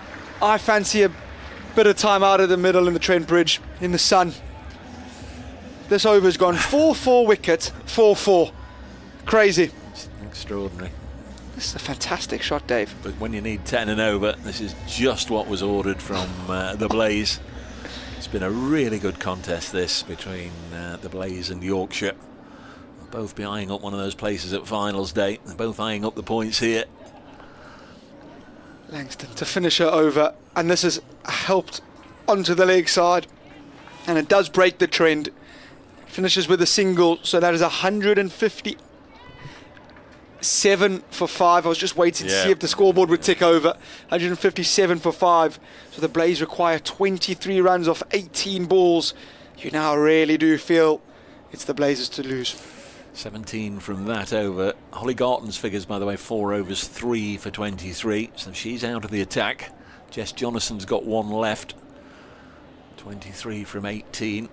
The group stage involves 12 matches, and it's interesting that the very first one is the Blaze versus Yorkshire. The 12th and last game in the group, or in the group phase, is Yorkshire versus the Blaze at Headingley in early July. I wonder if both sides will be eyeing up qualification by then. Jonathan in, and this is swept away to deep mid wicket. Good fielding out there by Thomas, who's rode her luck today, we shall say. Has picked it up one-handed, thrown it into the keeper. 158 for 5. Jones 10 of 4. It does seem as if they're perhaps a little light on the leg side. Yeah, it does. Both Sarah Bryce and Emma Jones very good with the pull shot. I think I'd have brought another fielder over, but let's see. Jonathan in, and this is down the leg side, and that will be a wide. We'll have to re-bowl that one. That's not what you need at this stage. Giving away 3 runs and giving her an extra ball. 21 of 17. She reloads quickly, goes again. This one's slow and pulled firmly out to deep mid wicket, where Thomas does the fielding. They only come through for a single. 160 for 5. Yeah, if they'd had that extra one in at mid wicket there, be a dot. Good work. Jonathan in, goes slow and again out to deep mid wicket. Can anyone else play today, please? Single again, 161 for 5. You're right though, if you just had a mid wicket there, that's potentially a catch and 3 dot balls. 19 required off 15. This one in a little bit quicker and skidded on with the arm, and they scamper through for a single. Once again being pushed into, your guess, mid wicket. Yeah, there's a number of redundant Yorkshire fielders at the moment who, you know, you can't really see how the ball's going to come to them with this. Oh, dropped! Well, Emma Jones has given herself loads of room, walked across the stumps, and half pulled, half swept this at Liv Thomas, who's put it down. A firm chance, but a chance that she'd feel needed to be taken. No time to think about that. As there's an LBW appeal now for this pretty much a similar shot. The only thing I can think is that Emma Jones got outside the line there. They scamper through for a leg by, so really good over, really, in the grand scheme of things. 17 off 12, 163 for 5. Yeah, it's not over yet. No. 15, no, that's the partnership. 15 from 9. They need 17 from 12. It's only 6 from that over, and 2 of those were extras. One wide early on and a leg by to conclude the over. It's very, very nicely poised. As we thought from the start. Yeah. 180 looked to be, sort of one of those figures that was almost guaranteed to give us a good game. It's going to be Slater in, and again room being given by Jones, and this is pulled out. They only get through 4. The single, 165 for 516 runs off 11 balls. Yeah. You would still 8 times out of 10 be taking the batters or fancying the batters from here. Would you? I don't know. Slater in. This is carved over. Extra cover. They should be able to get back for 2, and they do. Got to pitch it up a little bit, Rachel Slater. Yeah. It's just too short. She's got away with it, really. Sarah Bryce should have hammered that one away with enough force to have reached the fence. As it was, she only just lobbed it over the inner ring. Sarah Bryce 14 off 12. All they need is 14. Slater in, goes wide again, and this is carved over backward points. Too much width on offer this time. It's not quite got her radar going, and that is a much needed boundary. Just over a runner ball, 10 off 9 needed. That's better from the Blaze wicket-keeper bat. She didn't just chip that one over the ring. She walloped it to the fence. Good batting, really good batting. Slater's got to be wicket to wicket here. Everyone on the leg side out, bar fine leg, needs to be tight to the stumps. Slater in, gathers, goes back of the hand, slow ball, pulled away. That will be 4 runs. She's missed her length. I think it was the right option, to be perfectly honest with you. Just poor execution, unfortunately.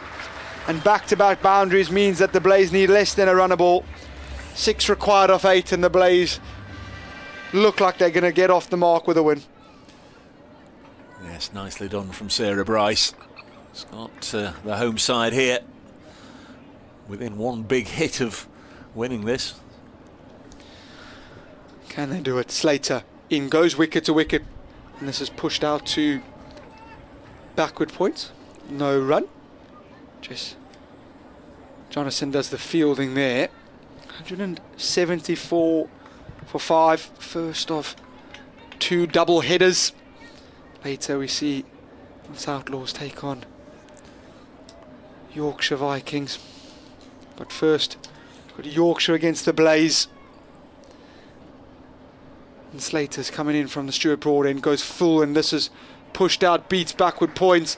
They should get back for 2 and will get back for 2. Really good run in between the wickets again.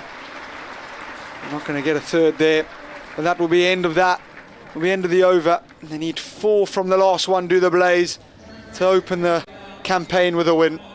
Very, very good run chase to date so far. 176 for 5.